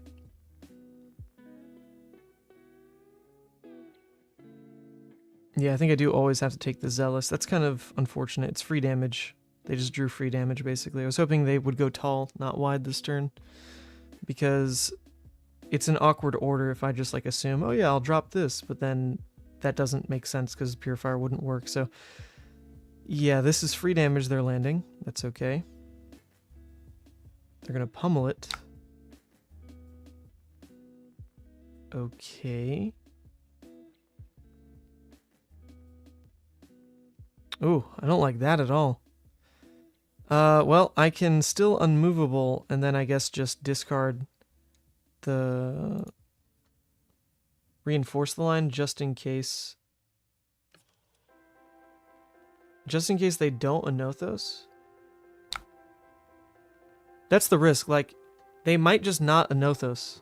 I doubt it. It makes a lot of sense that they would, but they might have a red that they really like and just put it in Arsenal. So I think I should unmovable here, which is, ugh. I don't like that at all. And then I'm just going to end up discarding the reinforce the line. And then my turn is just drop Purifier. Yeesh. Yeah, Yep. I think it's got to be. Should I have really played around that and gave them the Galvanic? That's interesting. Maybe I should have done that. Just because it could have been the red pummel there. I would unmovable, because the problem is, if they don't Anothos, if they just keep a red and say that their turn was good enough, 9, make me discard, then, my hand is... Well, is it inefficient, I guess? Not really. Like, I just get to pay into all the items and start shooting them, then drop Plasma. I just don't want to waste the HP, right?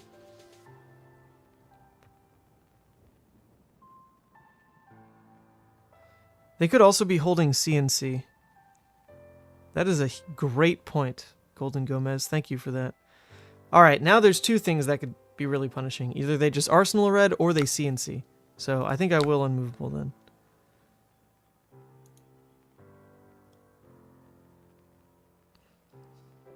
Pummel discard still gets through. That's what sucks. Indeed.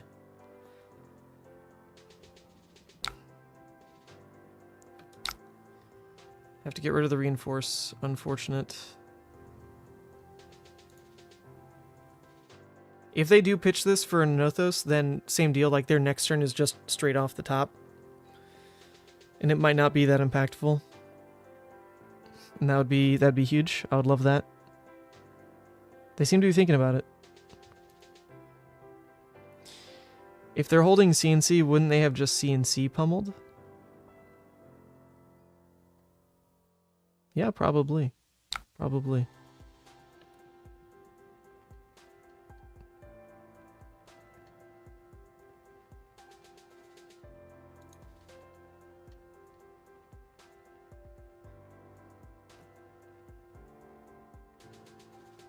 Well, they might not have wanted to CNC pummel because if it was like a D-React in Arsenal and I played it out on Zealous, then that could have changed how they played. But once they saw I didn't play the D-React yet, then I agree. Yes. Then they should have saved it for CNC. But they could have gone into their turn, leaving the CNC open on either. But yeah, as soon as they saw I didn't play Arsenal, it probably should have been held if that was a CNC. Okay, now we start trying to turn the game. These are all the items I even have in the deck in play. I guess one Teklo. There is one Teklo that is in the deck.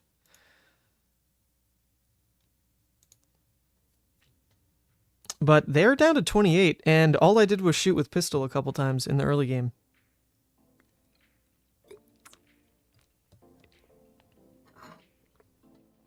So I don't have to really start the game with them at 40, which is nice. That's basically what it felt like. I've just sat here doing nothing.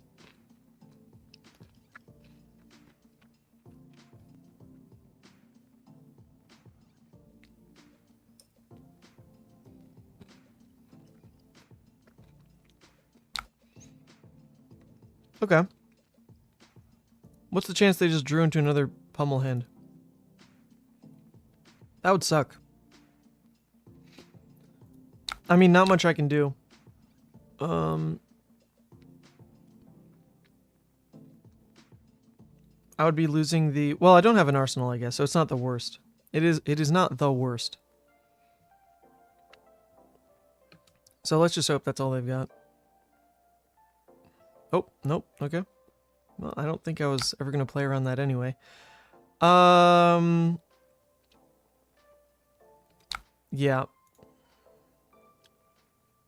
Nice draws. Nice draws.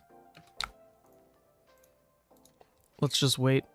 One blue isn't really that strong of a, like, keep, I think. I'd rather just protect 4 life in Arsenal there. This hand might just be full block again, drop Techlocore, try to pivot now on the next turn. Yeesh.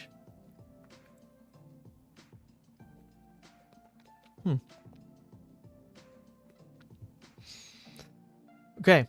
Opponent is drawing all the good stuff. That's not a blue. Or they would have bravoed. So it's likely another red, or it's the lunging press. It's the dreaded lunging press. I really doubt that, though. They should, if it's the blue, they should really just pitch into Tectonic and Bravo. So, not going to play around the lunging press this turn. Doesn't make much sense. We can't Spark a Genius out the Techlocore because we drew the Techlocore.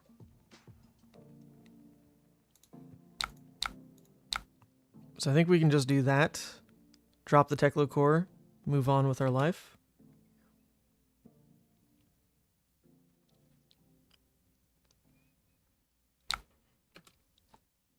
Whew, down to 11. It's been a lot of fire turns back to back from my opponent here. Okay, this is the all blue hand, and we've got some armor up. This is what we were hoping to hold. We just need to do this a couple turns in a row. Especially with Techlo ticking down, it needs to be the next 2 turns, basically. It needs to be the next 2 turns. That's when we really make our pivot. 2 CNC's gone. 2 red pummels gone. That's pretty nice. Although they are drawing pure aggression. Oh my god. Spinal buckling. Okay, that is double red. So this could be all their turn is. Unless that's a CNC. If that's a 3rd CNC in Arsenal, then their turn is just the Rouse. That's really not bad at all. So I'll give them 2 blues on it. Should be fine. I'm not gonna pretend it's another CNC. I'm just not.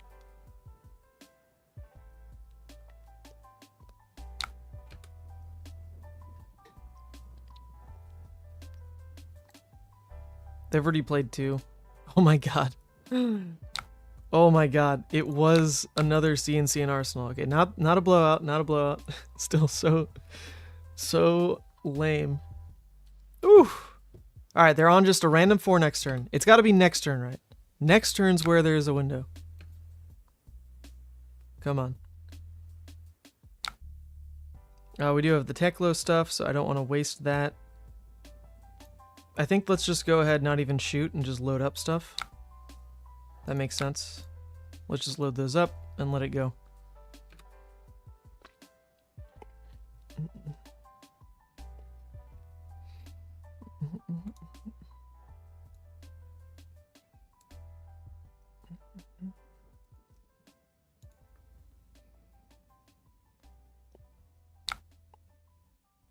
Macho. So this is a pretty slow turn.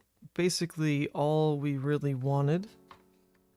With a Fate Foreseen in Arsenal, we're only leaking 1 damage. Keeping 3 blues with Techlo's probably not worthwhile though, because we're going to fill these, which Techlo's already there for. Then it just needs to be 2 more counters here, which is just off 1 blue, so I think we could actually play out the throttle, get the Techlo buff going, and make that change to the game plan.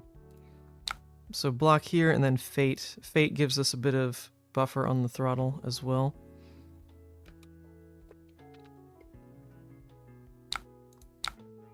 That can stay on top. I'm fine boosting that away.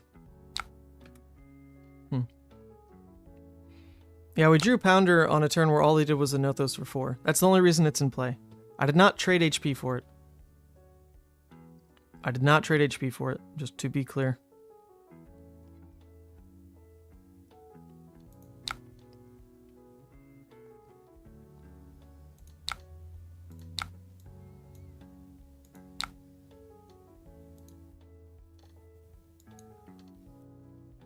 Now we turn the corner. They're at 28, so it's a bit of an uphill battle still. Quite an uphill battle. They have all their equipment up. They are basically in pitch stack by the next turn. They've burned 2 red pummels on the first go through. Some of their pitch was really awkward, like the spinal and red buckling that they just drew together. They also pitched a pulverize. They pitched their pulverize and a red pummel together. I vaguely remember. So they're trying to go for a pretty strong finisher hand. Somewhere kind of mid-deck was a red pulverize and red pummel. So hopefully by the time that comes around, they can't keep that hand. That's the dream.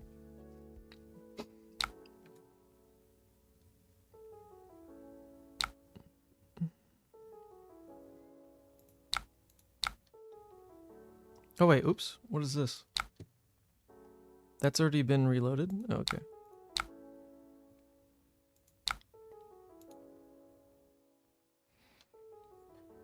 So, with the throttle boost, we'll get an extra pistol shot off.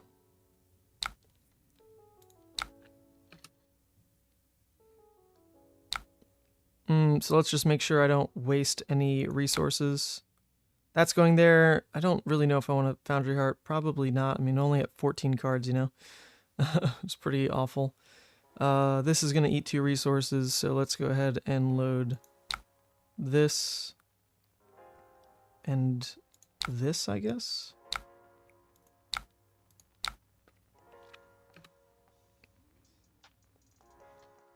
Yeah, it took so long to find the items. I'm pretty worried about the state of the deck. State of the deck is rough.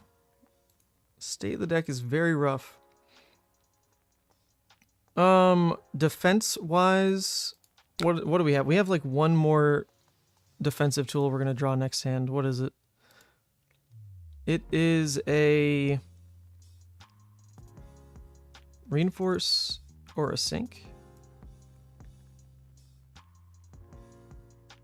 Or is it a reinforce and a sink? Oh no, there's the double reinforce. Okay, so next hand we do have a sink below at least.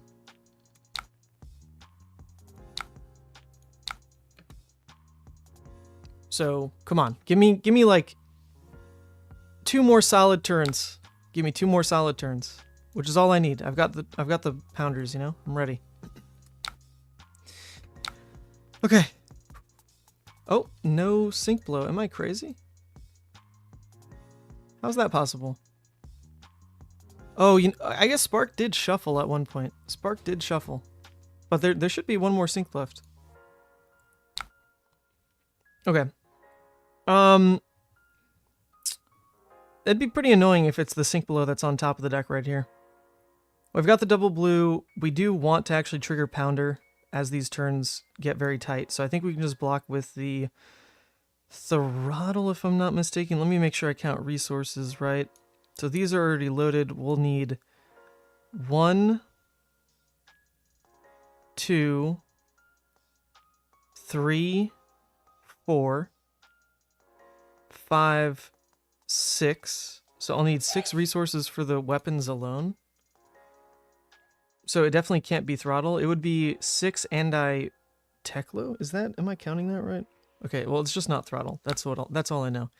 It's not throttle. Also now we're at the point where I should get value here just in case there's only one more attack that's launched this game. Okay, let's do that. Go to 4. Scary stuff. Yeah, I should probably go ahead and use the boots, huh? In theory, I have one more boost left, but I don't actually know if I'll get to it.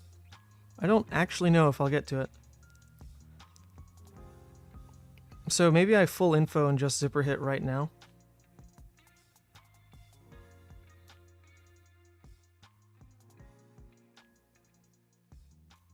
They're at 11.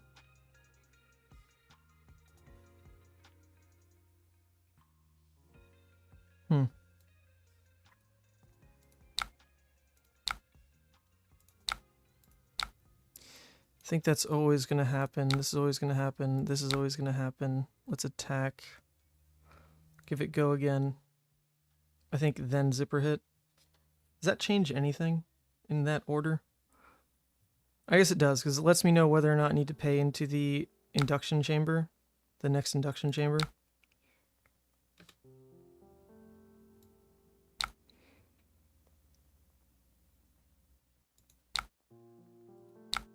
Okay, blue courier, not a big deal.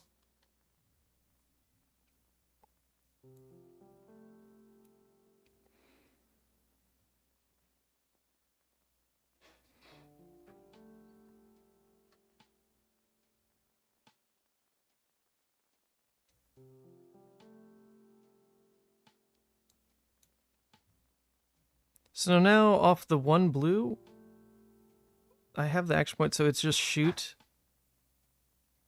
Achilles shoot? That doesn't do anything. So it's if I Teklo Heart that something changes, right? Yeah. But I have one Sink Below left in the deck. I feel like it's going to get boosted off the top right now. Because it's been shuffled around with the Spark. But even so, it should be like in my next hand. So that would really suck. If the heart hits the Sink Below here. That'd really suck. But yeah, if it doesn't, then I can get all the shots off this turn, and I think I absolutely do it. But either way, I'll be showing lethal with the 2 shots alone. Heart does seem really risky. Indeed it does. It can't miss twice, though. It can't miss twice. There's only one Sink Below left.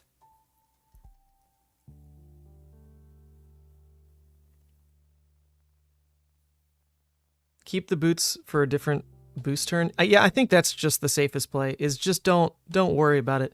I have one more turn where I'm going to be boosting anyway because Teklo's going to kind of force it. So let's see how they block. Let's definitely see how they block.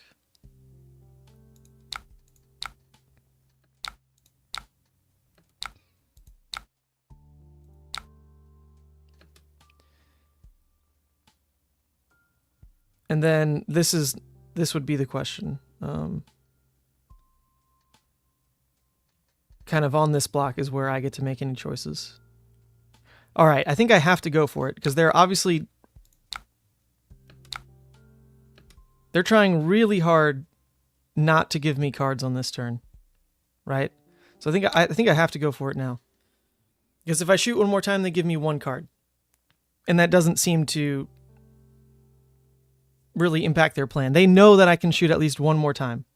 And they were giving me all the equipment in the world because I don't think they can give me 2 cards. I just don't think they can. So maybe I do have to do it now. Because on a 3-card hand, they can still... Actually, am I even scared of their 3-card hand, though? They're going to have Surge. That's likely, like, what, a Crippling right now?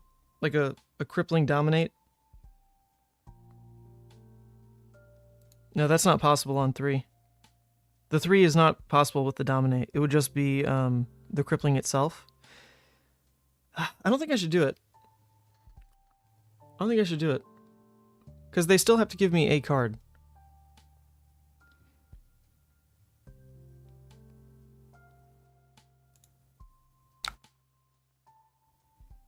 Yeah. We're not going to do it. They still have to give a card here. And 4 is the scary hand, not 3. Because I should just draw the Sink Below right now. You think it's a Terrace Under play? If it's Terrace Under, I don't die, though. I just give up 2 cards. It's not the biggest deal. Oh, I wasn't going to hit it! Look at that! I wasn't going to hit it. Alright, well now we just win. Oh, come on, it was 2 away. Kind of funny, though. We have not drawn a lot of resources. Still going to do this. Block 8.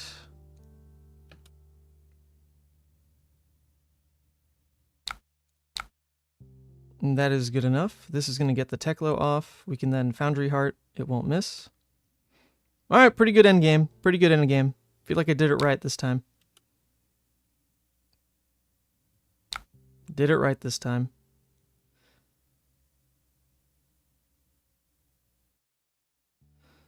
Yep, we can do this. It's going to come in for 6. It's going to take 2 cards.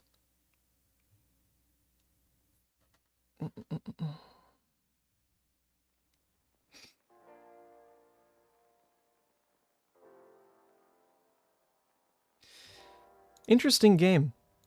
Interesting game. Probably like 2 or 3 wrong choices for sure. But there were also 6 turns where you really can't make many choices. I do like, there was that early turn where I took 5 damage to throw back 7, and that was pretty relevant. That was pretty relevant in the end. Okay, so right now, they just die if I shoot them twice on plasma.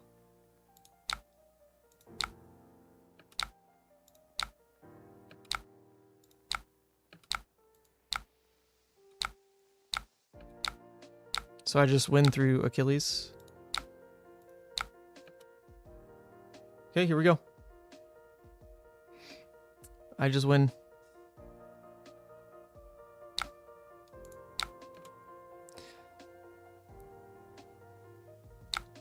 It's been a good game. We actually did it right. We actually did the end game right, I think. Oh yeah, I don't need plasma. Yeah, you're right, honestly. Whatever. Yeah, it's just about going wide. It's true. The life threshold thing I've like barely paid attention to. But yeah, in that situation, like we knew they're not on D-reacts, right? There's nothing. There's no armor block left. So even just 4 twice is guaranteed dead. But yeah, same. Or 2-3 times was also dead. 2-3 times was also dead. To be fair. Because they were at 2. It's a great point. It's a great point. They could not have had a D-react. We saw their entire pitch all the way through. They're in pitch stack at this point. They never pitch a D-react. And even if it was like, you know, an unmovable, which that one I didn't pay attention to, that wouldn't have done it, right? Because it cost them 2 cards. Okay. Decent. Folks, I'm actually going to call this stream a little early today. I need to take my contacts out, and I just, like, I'm not loving Dash. Like, I feel a little bad because I've got nothing against Dash. I enjoy playing against Dash as well, and I think Dash players are pretty cool. But it's just, like, I'm not feeling it, you know? It's not a deck I'm, like, vibing with, not gonna lie. I'll leave this one for other people. But it's part of what we're doing through. It's part of what we're going through, rather, is trying all the heroes. DM Ramada at one point said he wanted to send me a Kano list. And I did actually get some Kano coaching over the weekend.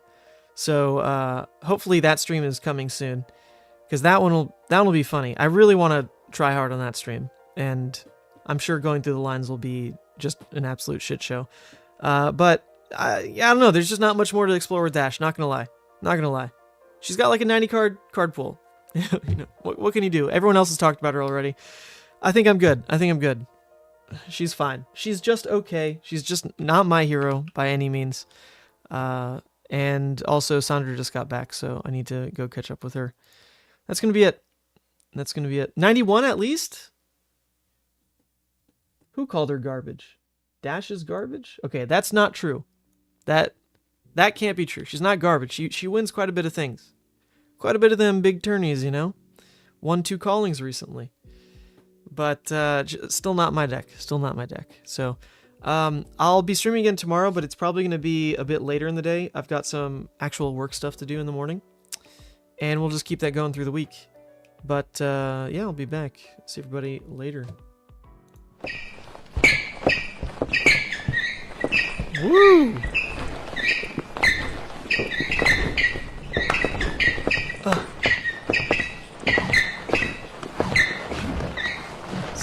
Step, arms, spin.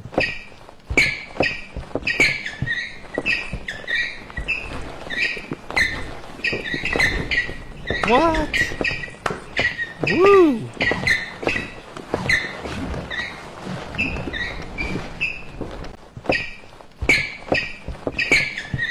And slide and tango. 1, 2, 1, 2.